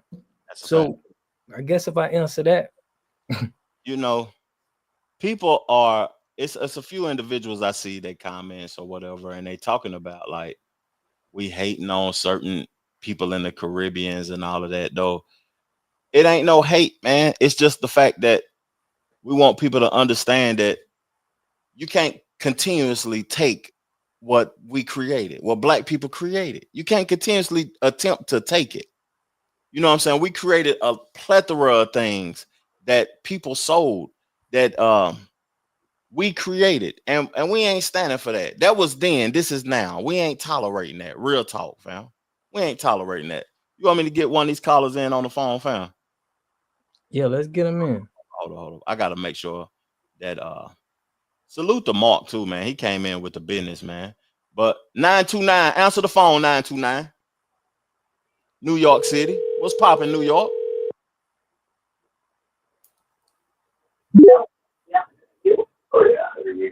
Yeah, hello. If you can for us, please turn your TV down in the background, please. Thank you, fam. We appreciate it. What's your perspective, fam? Yeah, it's FBA all day, man. Coming out of Queens, New York. That's what's up, man. New York in the building, man. What's good? Yeah, coming out of Queens, New York. My people from Alabama, though. You know what I'm saying? That's what's up. The South, for real. Yeah. Thank you. So what's up? How you feel about this?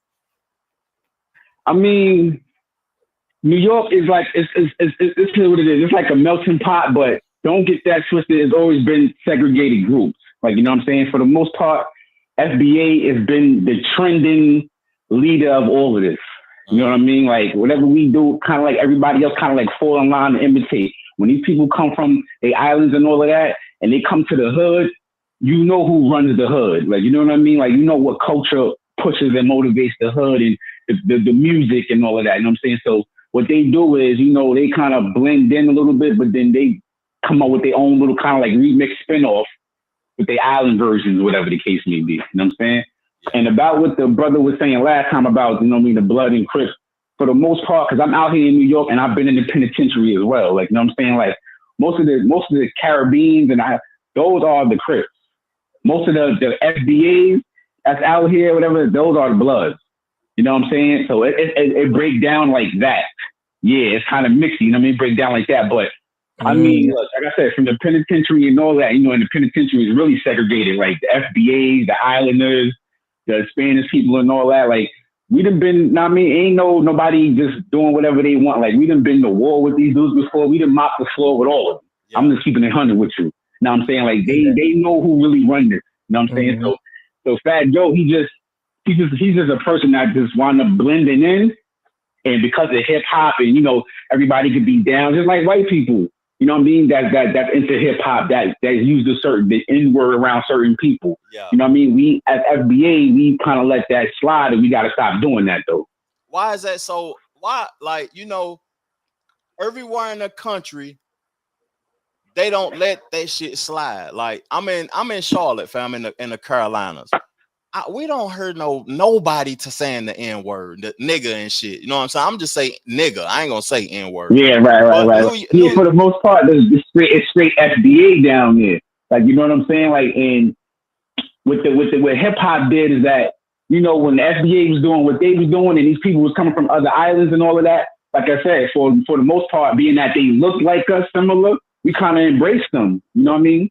We standing on. You know, we kind of cutting that out now. Yeah. With the FBA movement, you know what I'm saying? Like, but we kind of embraced them, like, you know, y'all black, we black. Yeah. You know what I'm saying? Like, so we kind of took on that mantra, and, you know, like, yo, you black, I'm black, yo, you can say nigga, whatever the case may be.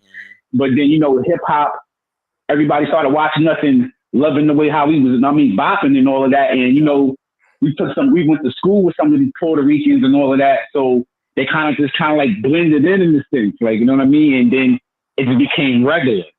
You know what I'm saying? Like, it became regular for them, from like Puerto Ricans, certain Dominicans that grew up in the hood. Like, if you grew up in the hood with black people and you didn't fought with us and all of that, like, you know, you've been to wars with us and fought. It's like they kind of got a pass. Like, you know what I'm saying? So from the South, y'all looking at it like, yo, what the hell? Like, we don't allow none of that. Like, you know what I'm saying? Like, but it's just a little different. Like, you know what I'm saying? But like, you kind of like, you know what I'm saying? Like I said, I don't agree with it. Like, you know what I'm saying? Like, I said, we need to tighten up on that. Like, you know what I'm saying? But that's kind of like been the mixture here.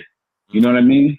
Yeah. See, I think too, like in the South, we make sure like at a younger age, we be giving it to them. So they already instill that fear in us from the South, because we already show them that, you know, we show them that dominance, you know, at a young age. So it's like, it's already, when I was in like middle school and high school, we used to have this thing called Cracker Day, where once a month, sometimes a month, we just used to, you know, pick somebody. Is that just knock somebody out. Yeah. Right. I remember that shit. I remember that, man. And I think growing up around us back then in them days, we made that dominance to where they was checked at a younger age, so they ain't gonna get out of line once they get older. And I think with Fat Joe, he hasn't been around that. He don't know that issue when them, you know, we just pissed off. You know what I'm saying? Right. So I guess I get where you're coming from, but this the thing too. It's kind of funny though, because like I said, hip hop kind of like mixed everything up and made it kind of comfortable in a sense, like, you know what I'm saying? Because don't get it wrong, like. It's like I said, it's still mostly segregated, like in the jails, and like the FBAs go to war with Spanish, FBAs go to war with the Caribbean islands. Like, it's FBA kind of like versus everybody, like, you know what I'm saying? Like, and even in the town, like I grew up in the Bronx too. Like, we went to wars with mad Dominicans, Puerto Ricans, like Like, you know what I'm saying? Like, it's because of rap music and it's globalized.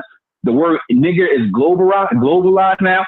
Everybody in different groups is saying it. Now it's not like they chilling around us, because even back then it was only maybe like 1 or 2 Puerto Ricans that grew up in the hood with us that kind of like was allowed to say it. Like the whole project would be FBA, but it may be like 1 or 2 Puerto Ricans that grew up with us and fought with us against other Puerto Ricans.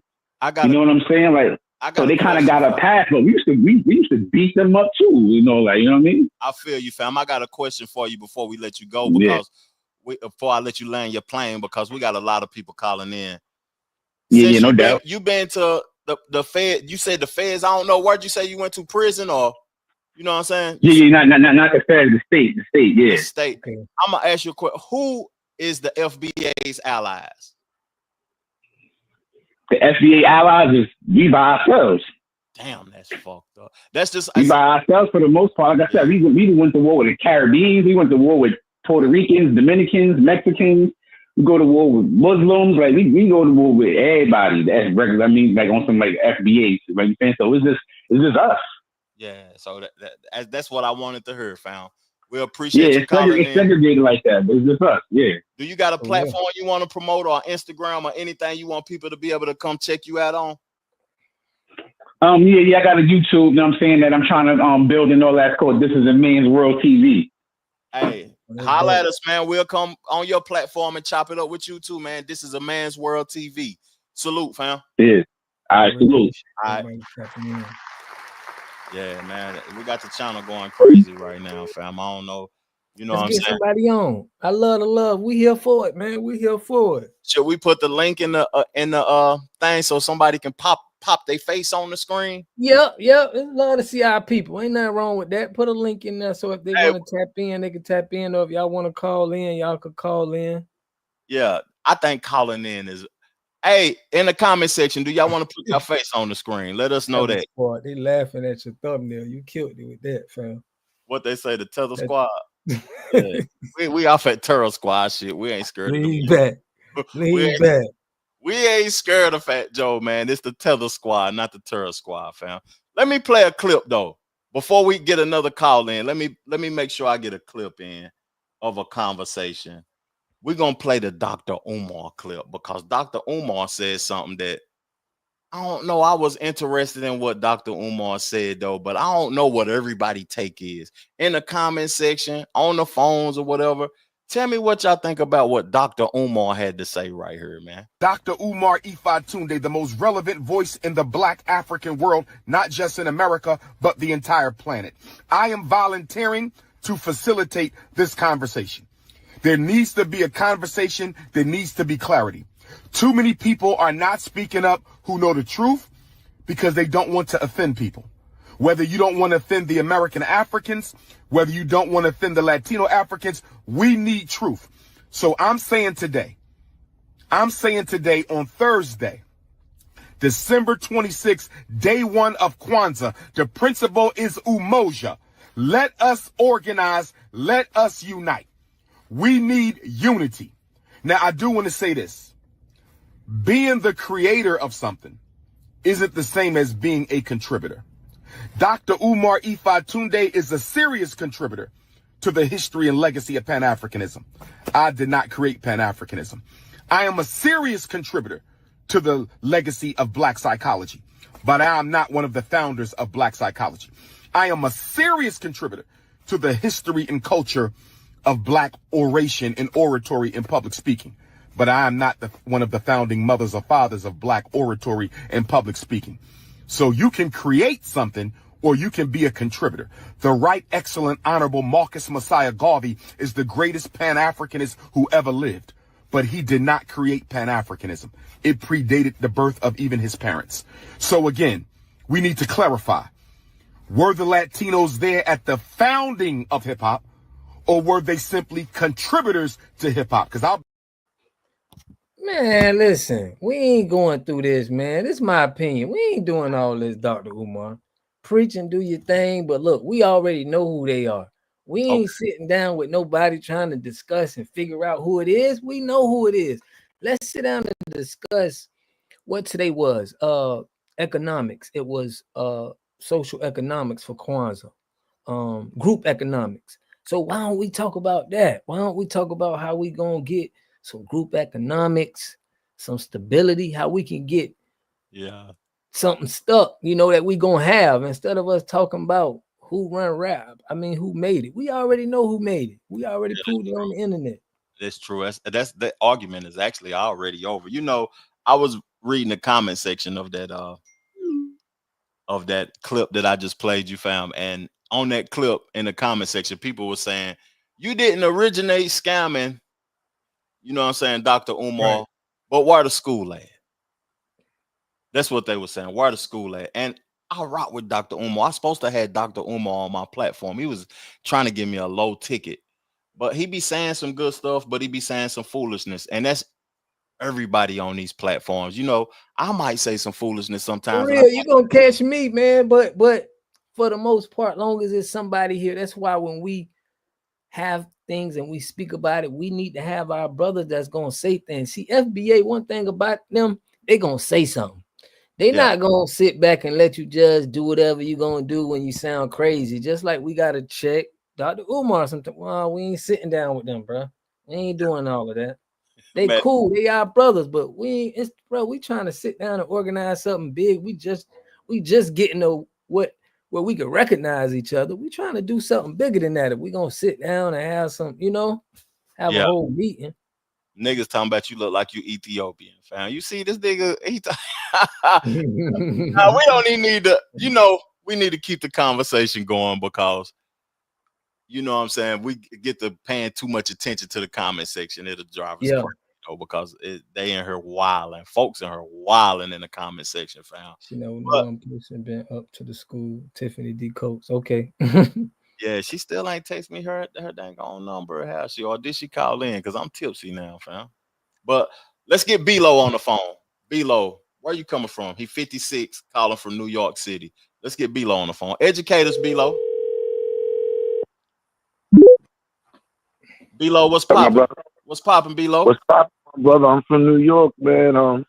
56 years old. I was around for the beginning of hip hop. I lived in the Bronx, and I lived in Manhattan by Rocksteady Crew. I lived in the Bronx by Cool Herc. So if y'all got any questions, you want to know anything, I could basically answer something for you. Man, the question that I have is like, what I want to know is who orchestrated hip hop to put it together, like all the elements. Who said that these are the elements of hip hop and we're gonna put it together like this? Actually, Bambaataa had came up with this 5-element thing later on. It really wasn't a 5-element thing in the beginning. As far as hip hop music, that is directly created by FBA. Okay. And the proof of that is that was our culture. This was the music that we at home. Our mothers played it, our fathers played it. It wasn't our generation, but we knew it because they played it. So anybody that did hip hop with FBA had to incorporate our culture in order for them to do that. And that's where I think they're not really realizing that at.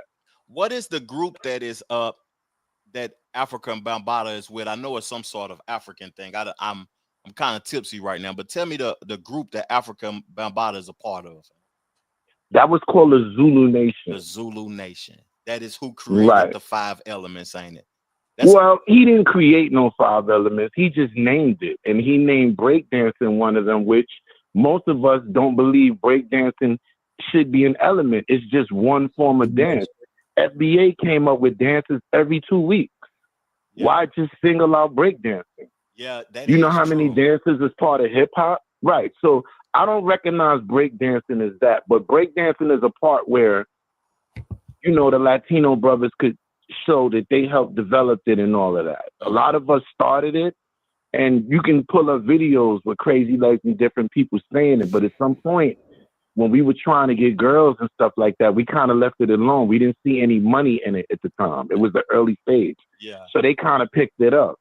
Yeah. And I was around for the original Rocksteady Crew. I grew up with them. See, what Crazy Legs really ain't telling you is that the leader of Rocksteady before him was a person named Wayne Frost.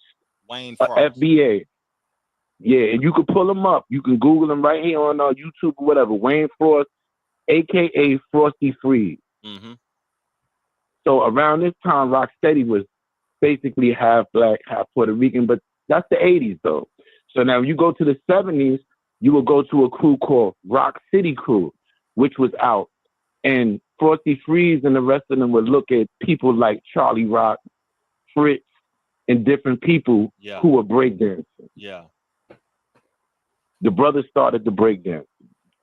And the Latino brothers incorporated stuff from the brothers. They took flack from their own people just for hanging out with us in the beginning. So when this the was shit, cool. So when the shit wasn't fly no more for black folk, we just said y'all can go on handle that. Is that basically what you said? Right, like we knew we owned it. It's just like how we knew we created hip hop. It was never nothing we had to speak about until Fat Joe said it, and I think we should all be thankful, because if we don't know how people are thinking, they could wait 20, 30 years down the line and try to bring it up, and then we don't have the forefathers to come with the evidence. See, these brothers are still alive. Yeah. We need to get them together and do a consensus and just establish this so we don't have to keep revisiting this. Yeah, we need to have some structure to it. You got anything to ask? Yeah. me? No, man, but just look out for our structure, man. We finna start putting something. We ain't gonna put everything online, but we definitely want to build a community. Definitely be, keep receiving all this FBA love, man. I love it. And that's a beautiful thing. And I'm gonna say this, I'm gonna end with this. I was born in Mobile, Alabama. Most black people that's from New York, that's my age, wasn't born in New York. That's a fact. We were all born down south. Right. So it's no disparity between New York and the South, because I was down south in the early 70s and all of that. Yeah. But Bit was raised in New York, but I had to go back and forth. See, back in the days when you messed up in New York, they sent you down south. You know what I'm saying? Yeah. Right. So that's how it is. But get you in line. Rap music is definitely FBA. Appreciate you, my brother. Straight up, fam. You're welcome, my brother. Salute. Thank you. Salute. Stay tuned in. Hey, man, Rob, we got something going on here, man, with this show, man. We got something popping. Real talk. Yeah, I love my people, man, for real. Man, Tiffany sent me her number, and she wanted to tap in now. Is that the lady that needed to tap in? That wanted to tap in? Yep, from Brooklyn, man. I think Brooklyn BX, one of those two. I get them confused. Yeah, go ahead and what you gonna call now? Yeah. Do you got anything to say about what the brother just talked about?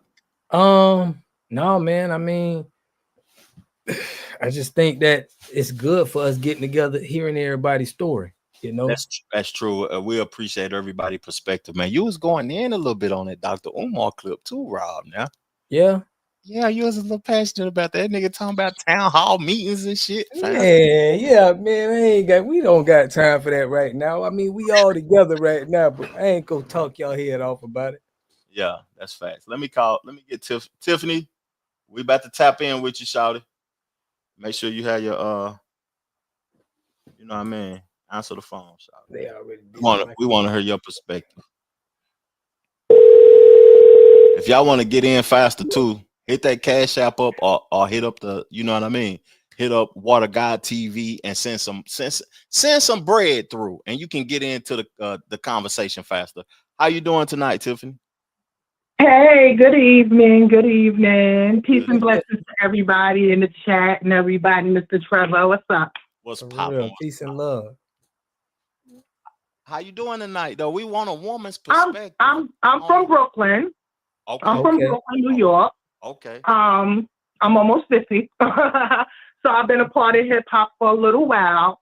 I had the opportunity to meet Cool Herc, a lot of the artists, because I know, how can you say, Video Music Box. I know a lot of people know about Video Music Box. I know about I don't know if you ever heard of it with Ralph McDaniel. You telling your age with that, though. I'm sorry, but you telling your age, but I'm right there. I'm close to you. I remember that. So I used to be the street team. We used to be the street team that will go out and deliver. We was the first social media. We will go out and we would give out the cassette tapes, the flyers, and all of that. So I had the opportunity to meet a lot of these artists or see who was in the scene. Now, I spoke to one of my friends. His name is Andre Tranter. He's also an artist. He was the one that introduced me to Kool Herc. They had a 45th anniversary of hip hop. Me not knowing, I was sitting around all these legends, and I was able to talk to them and ask them questions because I'm nosy. And I said, "What inspired y'all?" I knew that Kool Herc was from the islands, but he expressed that being Jamaican in the 70s, it wasn't all of that. Bob Marley made it more prevalent because they were able to understand Bob Marley. You know, Jamaicans is very hard to understand. So he said that he tried to use that Jackson thing, but he said the Americans was not paying him no mind. And they didn't like how he dressed. So he said he had to adapt. And his first music that he adapted to was James Brown, which is a Black American from Georgia, from Georgia and from the Carolinas. Yeah. So he expressed that the music is what caught him. Yes, he came from Jamaica, but they wasn't playing that in that time and era. You understand? Even with our Spanish brothers and sisters, when I was growing up, you know, seeing the hip hop, I saw mostly the Spanish brothers and sisters either doing the break dancing or they were doing the art. They was doing all the painting and the graffiti and all of that. And it was just so exciting to see that. Now, I'm going to be honest, we never saw them on the mic. I never saw them on the mic like that. Not saying they did not contribute, because like I was talking with my friend Andre Tranter today, he was like, I don't understand why they even using percentage of who did what and who did what. You know, he said, why would Fat Joe say 50%? You know, he said it's not that. Yes, they were there. Yes, they contribute because they were there. But other than putting it all together, not during that time in the 70s. Remember, a lot of the Spanish brothers and sisters families, they didn't even want them around Negritos. They called us Negritos back in the day. They didn't want them around us or hanging around us. But what happened? They hung around us. They had fun with us. They adapted to us. A lot of us didn't even know half of our friends was from the islands or anything like that, because they would get hurt, or how do you say, they would get told off, or they would get lag on them because they're from Jamaica or they're from Haiti or anything like that. We don't have a problem with our brothers and sisters from the other countries, from other places, but we don't want you to take away from Black American experience. Absolutely. Our Black American experience here in America, it made a difference and it changed how we felt, especially in the Bronx and Manhattan. You still there?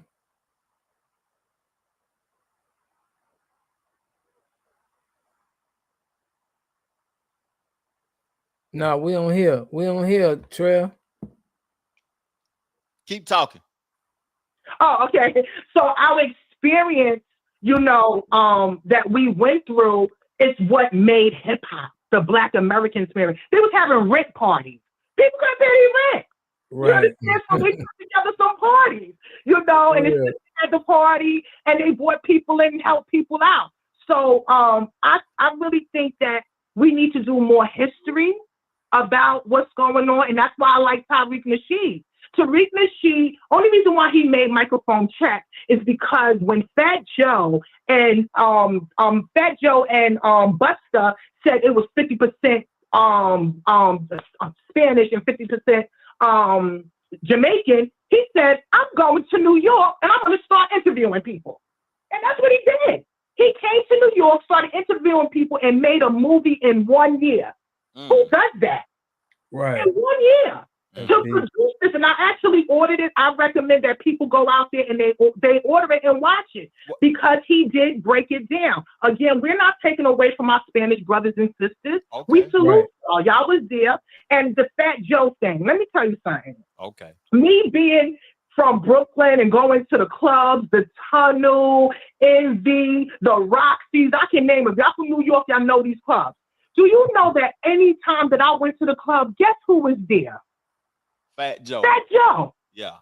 Fat Joe is everything. I mean, everywhere you turn, he was in a Black experience. Also, he never was around a whole bunch of black people. Like, and he's like, he have like a VIP area.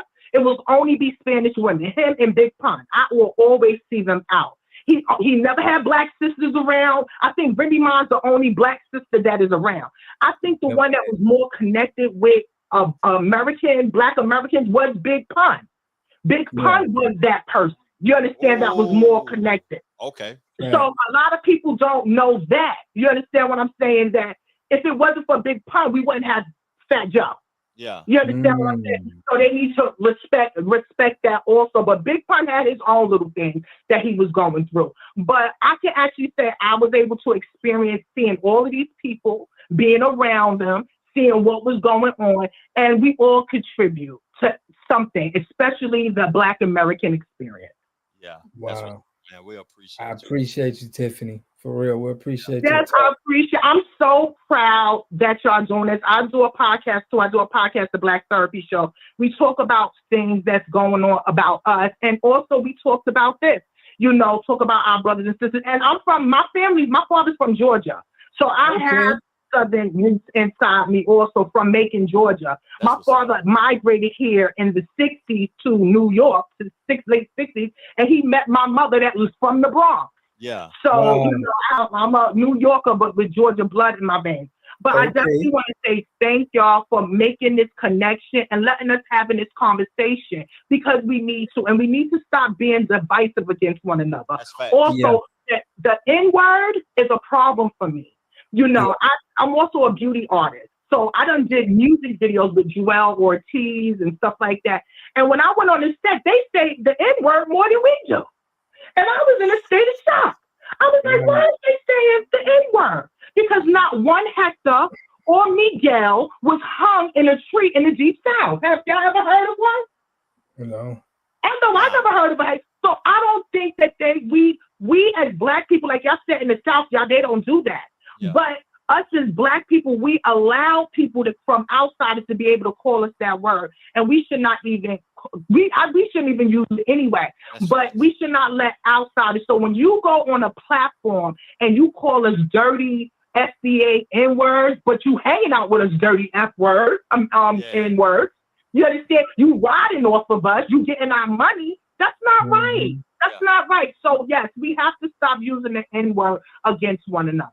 Yeah, that was the most disrespectful thing that I took from the conversation on Math Hoffa. We really appreciate you, you know what I mean, calling into the show and giving us your perspective. And if you need me on your platform, Rob, are you down to get on our platform? Yeah, anytime, man.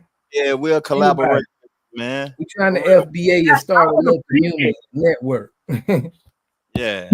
Yes. And you got to remember, only reason why Tariq went into the foundational Black Americans, because these past couple of years we've been finding out that a lot of our Black brothers and sisters from the diaspora, from different places, they're having a dislike for us. And that hurts, because if it wasn't for our struggle in the civil rights era, in segregation, Jim Crow, nobody would be here. So my thing is, we have to honor and salute the people that made a way. And we love y'all, because I have an ancestor that's from the island, but he made it over here. So we should all respect one another. We all are brown color. And we, like you said, group economics, Claude Anderson, Dr. Claude Anderson, he's been talking about this for years, Black economics. Tariq Nasheed, Hidden Colors, they've been talking about it. So we just got to do it, stick to it, and stop broadcasting it. Facts. Stop broadcasting We be like, we always like, we're about to do this, or we got the money on our head. We can't do that. Do you think Asian people is doing that? They telling everybody they're going out and doing that? No, they think about long term. We just think about the next day. We need to start thinking about what's going to happen within 5, 10, 15, 20 years, what we're going to do for our people. And that's it. Yes. Black economics, everybody. Thank you. Black economics. I appreciate you. Much love. Thank you so much. Much love. Yeah. Give her some hand claps. We might have to give her some more hand claps. She was talking that talk, bro. We need that. We need that talk, man. We need y'all to come in and talk that talk. We need that, you know, that FBA. We're coming up on 2 hours though, Rob. What we gonna do, fam? We're gonna keep the conversation going, or we're gonna come back next Sunday? We're gonna keep the conversation We're gonna come back next Sunday. Talk to me. Man, we can keep it going for a little bit more, man. Keep somebody in. I know Nikki wanted to call in. Nikki, please text me your you see the number right below me. Text me that you know what I'm saying, that you calling in. Text me, but I got somebody wanting to expand on what the sister said. 646. I might call Nikki P. I think that's her. 646. I'm gonna call you first, Nikki P. Text that number right below me and let me know that's you, and you'll be our last caller, man. Just educate us on what your perspective is on the topic. But 646, we about to tap in with you right now. Answer the phone. Answer the phone, 646.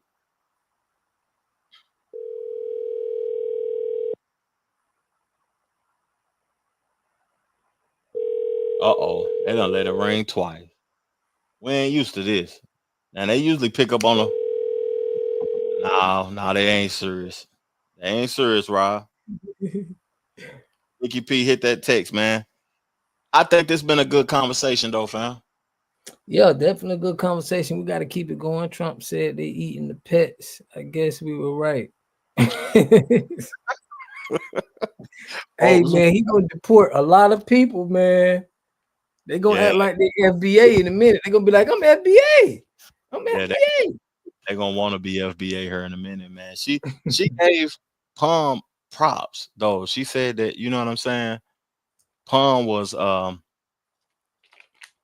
reason why we accepted Fat Joe into the culture, and then at the end of the day, Fat Joe said he created Big Pun. Yeah. In the clip. What did the person say who sent the money through? Yeah, he sent the money. Let's get him, man. Yeah, let's get him on, man. He just sent it. Go ahead. What's your number? Okay, hold on. Unknown caller. Oh, it's coming through now. It's coming through now. Hold on 1 second. Just hear me? What's popping? You tapping into Trevor Jackson TV and Water God TV. What's your perspective on this topic at hand, man? Yes, brothers. I just want to say I love the show. Y'all doing a great job, and I want y'all to keep the work going. Hold on. Can I ask you something? Because we want to hear what you got to say. I can tell you got us on headphones, man. Can you take us off the Bluetooth, please, sir? Right. I got you. Hold on. You sound clear already. Damn, you hung up on us too, nigga. Dang, call him back, man. Hold on. I'm trying to get you back in, fam. Yeah, now? You crispy now, fam. You crispy. Okay. Yeah, I wanted to say because I'm 54 years old from the Bronx, and I wanted to expand on what the sister was saying. Yeah. Because a lot of people need to understand, I was born and raised in the Bronx. Some of my OGs are some of the pioneers. Yeah. Mm-hmm. Yeah. So a lot of people don't know Herc. When they call Herc that he created this genre called hip hop, people need to understand there were certain areas in the Bronx. Now, my area of the Bronx, I would say our godfather was Disco King Mario. Yeah. Because the Bronx had different areas. We would consider where Herc was playing, where that first party was from in 1973. We usually call that across town. Mm-hmm. But on my side of the Bronx was Disco King Mario. Now, a lot of people didn't know Disco King Mario had MCs. My godfather was one of his MCs. My godfather's name was MC Sundance. He's actually Jazzy J's first MC. Yeah. Because he actually brought Jazzy J to Disco King Mario. And Jazzy J used to play for Disco King Mario. This had to be maybe 75, 76. Yeah. And then because even if you look on Google, but when Bam comes to Disco King Mario, he used to use Disco King Mario's equipment. Because on our side of the Bronx, Disco King Mario was really big. It was Disco King Mario. He had his crew, Chuck City crew, and they was really big. And also, Mario was a Black Spade. Yeah. And he comes from the South. Everybody that I'm talking about, our foundation is in the South. My family foundation is the South. On my father's side is South Carolina. My mother's side is North Carolina, via Virginia, and then migrated to Harlem. Yeah. So it's all foundational Black American. And then also, even though people don't know, Bam is Caribbean, but his foundation comes from foundational Black American. Yeah. That's what he was listening to. But Disco King Mario had at least about a good 5 to 8 MCs. Because it was my godfather, MC Sundance, his brother Master Ice, it was Master B. We all come from an area in the Bronx, the projects is Soundview. And all of them used to, they all used to rhyme for Disco King Mario. And everybody went to Bam, because that's when Bam let Mario know he was creating the Zulu Nation. So educate us on who created the elements. We had a caller earlier said that the elements was created by the Zulu Nation and African Bambaataa. Was the elements right? Brother. Finish with your question. Is that true? Yes, that is true. He did break down the elements, which was graffiti, breakdancing, MCing, and DJing. He did created that because and Bam is from Bronx River. Because Disco King Mario was from Bronxdale. Damn. He's from Bronxdale houses. But after a while, Bronx River became real strong when Bam created Zulu. Now, most of the MCs that was with Disco King Mario, they all left with Africa Bambaataa, and they created the Zulu Nation. Now, here's another tidbit that a lot of brothers don't know and sisters. The Soul Sonic Force had 8 MCs. The song that y'all know, Planet Rock, with the Soul Sonic Force. Yeah. In the beginning, it was 8 MCs. Yeah. It was 8 of them. And through them 8 MCs, it was so many MCs, it breaks down into 3 groups, which was the Soul Sonic Force, the Cosmic Force, and the Jazzy 5 MCs. And that's actually how, that was the beginning stage of the Zulu Nation. My godfather, who was MC Sundance, who was original Soul Sonic Force, he left and became solo. But out of those groups came 3 groups. And then, to make a long story short, I don't want to keep going. Now, I got a question for you, but I want you to keep going. I want you go ahead. Bring your question up. My question is, man, like, I watch a lot of the Star Report, right? Right. You know Star. I would assume. What is the feeling in the Bronx about the allegations against African Bambaataa? You know what? It's really not talked about as much because you know why? The rumor, I wouldn't say whether it's true or not, but they always say that's been going around. Yeah. But my thing is, put that to the side. That shouldn't be taken, because if you notice, you don't hear about Bambaataa as much no more. Yeah. But my thing is, you could put that on the side. That doesn't mean you condoning it, but you can't take away his contribution to the music. I feel the same way about Diddy, R. Kelly, all of them. Even you can be on nasty time, but I can't take your contribution away. Right, because Bam was considered the master of records. Bam was considered like any type of record, any sound he would play, he was known for that. Okay. That's why they used to call him the master of records.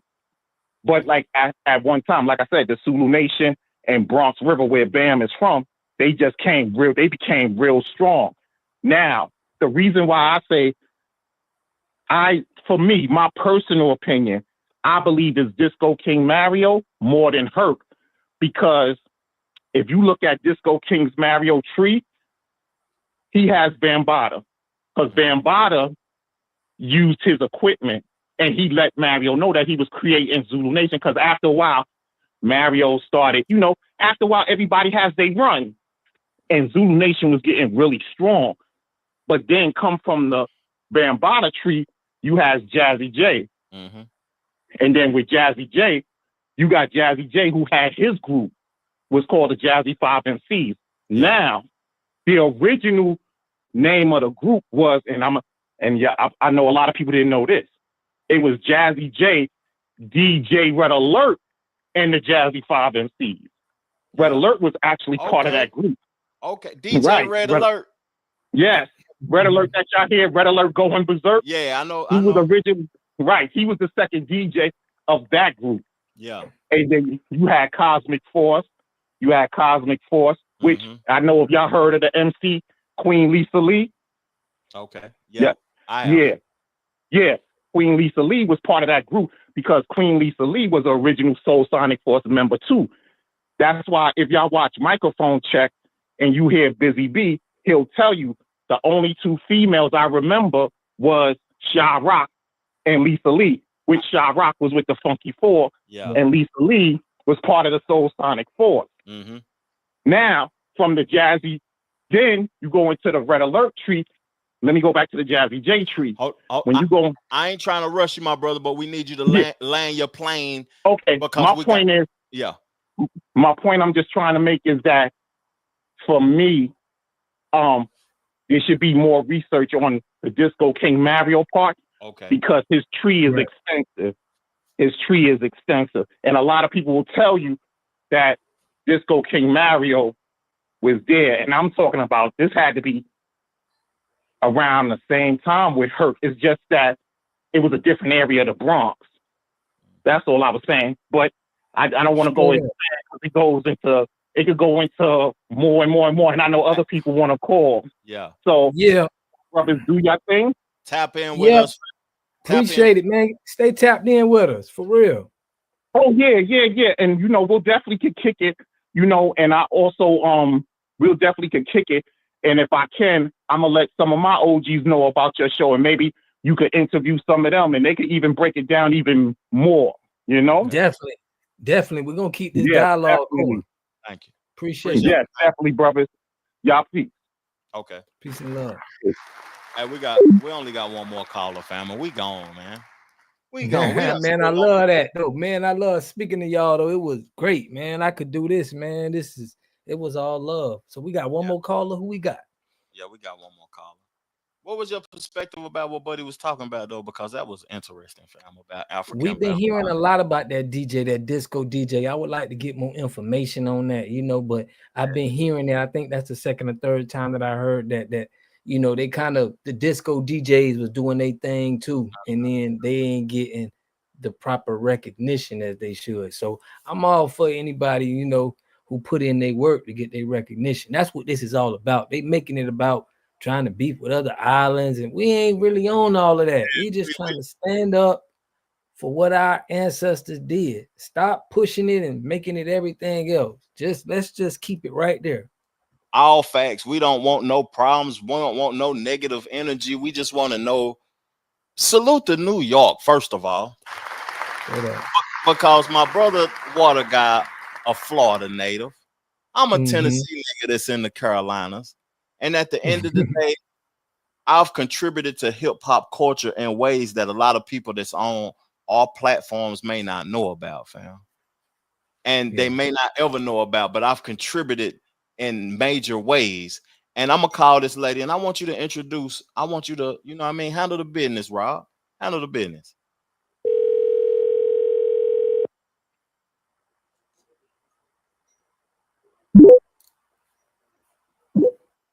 You tapped into the show. Hello. You tapped into the show. What's poppin'? Hello. Thank you, gentlemen, for dialing me in. This is Nikki P here. Thank you. I just wanted to thank you guys for, yes, sir. I want to thank you guys for just having this space to where we can come and lend our voice to it. And my main issue is the disrespect from the immigrants and also first, second gen that are here. And granted, in today's time, they feel that they don't owe us anything. However, what our ancestors fought, bled, died for is what they're experiencing to this day. And I think that they should take time, learn a little more of our history so that they understand. We're not being divisive. It's okay for them to be proud, wave their flags, have their parades, but as soon as the foundational Black Americans or indigenous Black Americans start to take pride in our lineage, it's a problem. You know, we're being divisive. But I think that, you know, that is totally unfair to place on us. And for all of these years, we have been a divided people amongst ourselves.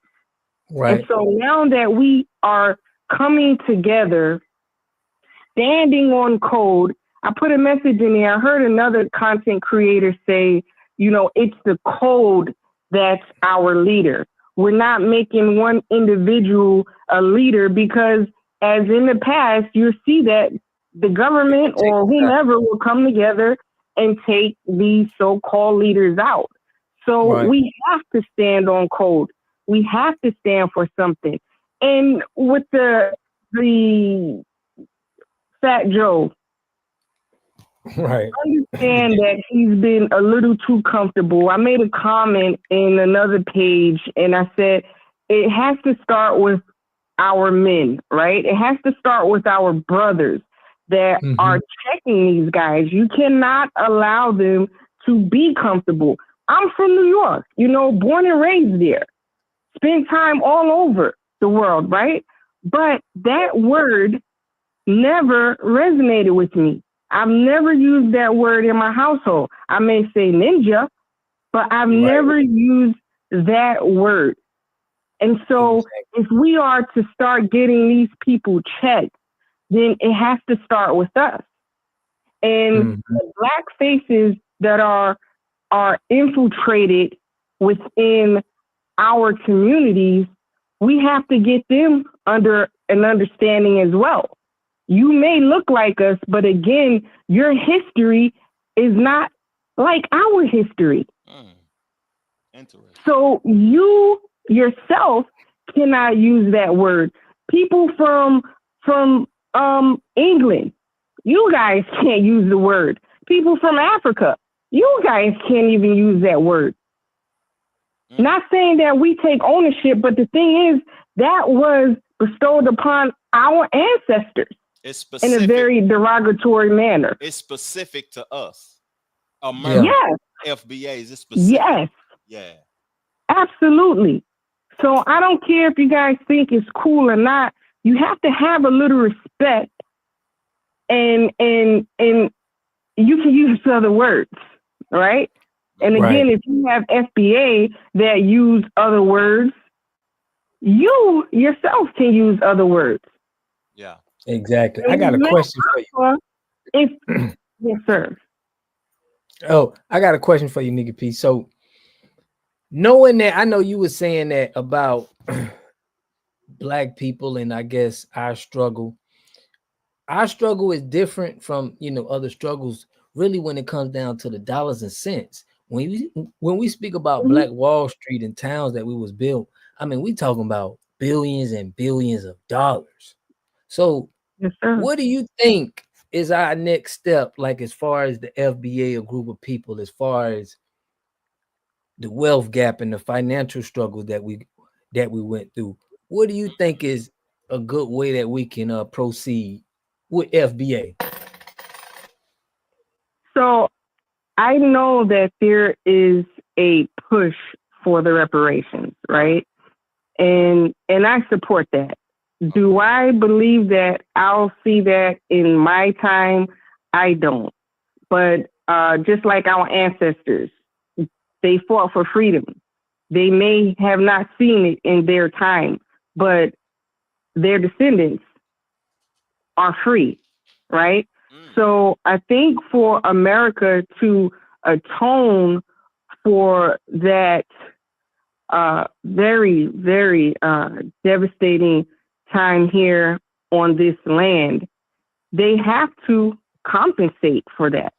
I mean, we've been robbed for trillions of dollars. Right. And at some point, they have to be held accountable, because a lot of this was, how should I say, it was done with the approval from the government, right? I'm sorry, this ain't Rob. I got a question to ask you also. Do you think Africa owe us reparations? Also. Yeah, well, see, the problem is it's kind of hard to hold any particular country on a continent per se responsible, right? So there were tribes that, that were in war with each other, and their prisoners, they decided to sell them off, right? And it probably became even worse. You probably didn't even have to be a prisoner at some point for them to sell you off. But it's hard to tie, because we can say our government, right? But we can't say that for over there. If they had a government, back then I would say we could tie it to something. But to try and, pin down a particular tribe, that I think that would be messy. So I would say we start here with this government, that we can trace by document things back to them in the hand that they had in the devastation they caused upon our ancestors. So I would look here first. But in the immediate, I would say that every one of us has a role to play, right? I support a lot of Black-owned businesses. I try to, kind of drop seeds or, spread that throughout my family, throughout close friends. Hey, I understand that you feel that some of our people don't have good customer service. However, look at what's happening in these Asian shops, where our brothers, or I would say mainly sisters, are getting beat up, shot, killed, but we still go and patron their establishment. Yeah, that's fact. We have to go away from that. Yeah. If I want, Chinese food, I make my own Chinese food. Yeah. So we have to take onus. My dog. Hold on, you got we have to take some onus. Yeah, he on duty. Okay. We have to take some onus on ourselves first, and small steps, but in that right direction.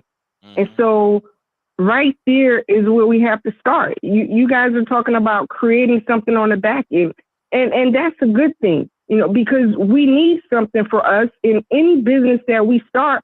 We already have the key word by what Clarence Thomas put in their decision to get rid of, what was it? Affirmative action, right? They got rid of. What you think about that? And he made the comment about the freedmen. So whenever we create something, we have to create it, based on lineage, where we don't have these people set up to come and sue us because we've decided to support our own people. Thank you. You answered my question for me without even answering it. Goodness. We appreciate you, man. Yes, sir. So thank you so much. And again, these individuals that have the platforms, they have to educate themselves a little more. And if you're going to be somewhat like a journalist online, well, then be fair. You can't get a person on there that's just going to denigrate a people, but you never jump in, and then you have your crew, ha ha he he in the background. That's very unprofessional. This is a learning platform. This is a platform that we want to let the people speak. We want to learn from the people. Yes, we want to give our perspectives, and we want to be able to disagree, but learn at the same time. You know what I'm saying? And be respectful as well. Yeah. Yes, sir. What you got something to say to her, Water God, in closing? Oh man, we appreciate you. We appreciate you tapping in with us, and stay tapped in with us, because we're trying to grow a network, and we're trying to get everybody's opinion on what to do what to do next. And it was just great hearing from everybody, man. I appreciate all y'all, for real. Yes, sir. I appreciate you guys as well, and I'll be standing by. Thank you. Thank you. Thank you. Salute. I'm out. Hey, the females tapped in tonight, man. The That's females. what's up, man. Rob, you gotta get out that comment section, nigga. Oh yeah, man. I'm trying to, okay. I'm trying to Guys. stay out of there because they wilding. They Mhm. wilding in the comment section. Salute to y'all though. We want y'all going crazy in the comment section to keep us in the algorithm. We want y'all going crazy, man, because you know y'all perspective is valued. I don't care if you're hating, if you're showing love, your perspective is valued. But what me and Rob trying to do is create unity. We trying to evolve, man. I met this brother, man, through this platform that we creating on. And I know a lot of people, a whole lot of people. But when I met Rob, me and him have similar interests. We want to learn about the Black culture. We both are vegan individuals, and we both want to unite people and see our people as a whole grow. And I'm very appreciative of Rob, man, and Water God TV. And I'm thankful that we able to collaborate and come together and speak about topics of discussion. When we first started talking, we was talking about Diddy's downfall. We talked about Little Durk's downfall. Then this Fat Joe situation came up and he tried to belittle our people. And we just got something going, man, that I think is valuable, fam. Very valuable, man. For real, man. I appreciate you getting this number up so they could call in. This is our first, well, you did this before, but this is my first time having somebody call in. So we just trying to expand and grow and get better at this. Hey, what you got to say in closing? Hey, listen, I'm always pushing health, wealth, and a better understanding of self, and always giving praises to the Most High. And you know, me, I'm telling people to value your peace first, value love, and make sure that you gravitate toward that abundance, man. Thank y'all for tuning in, man. We out this thing. Chill.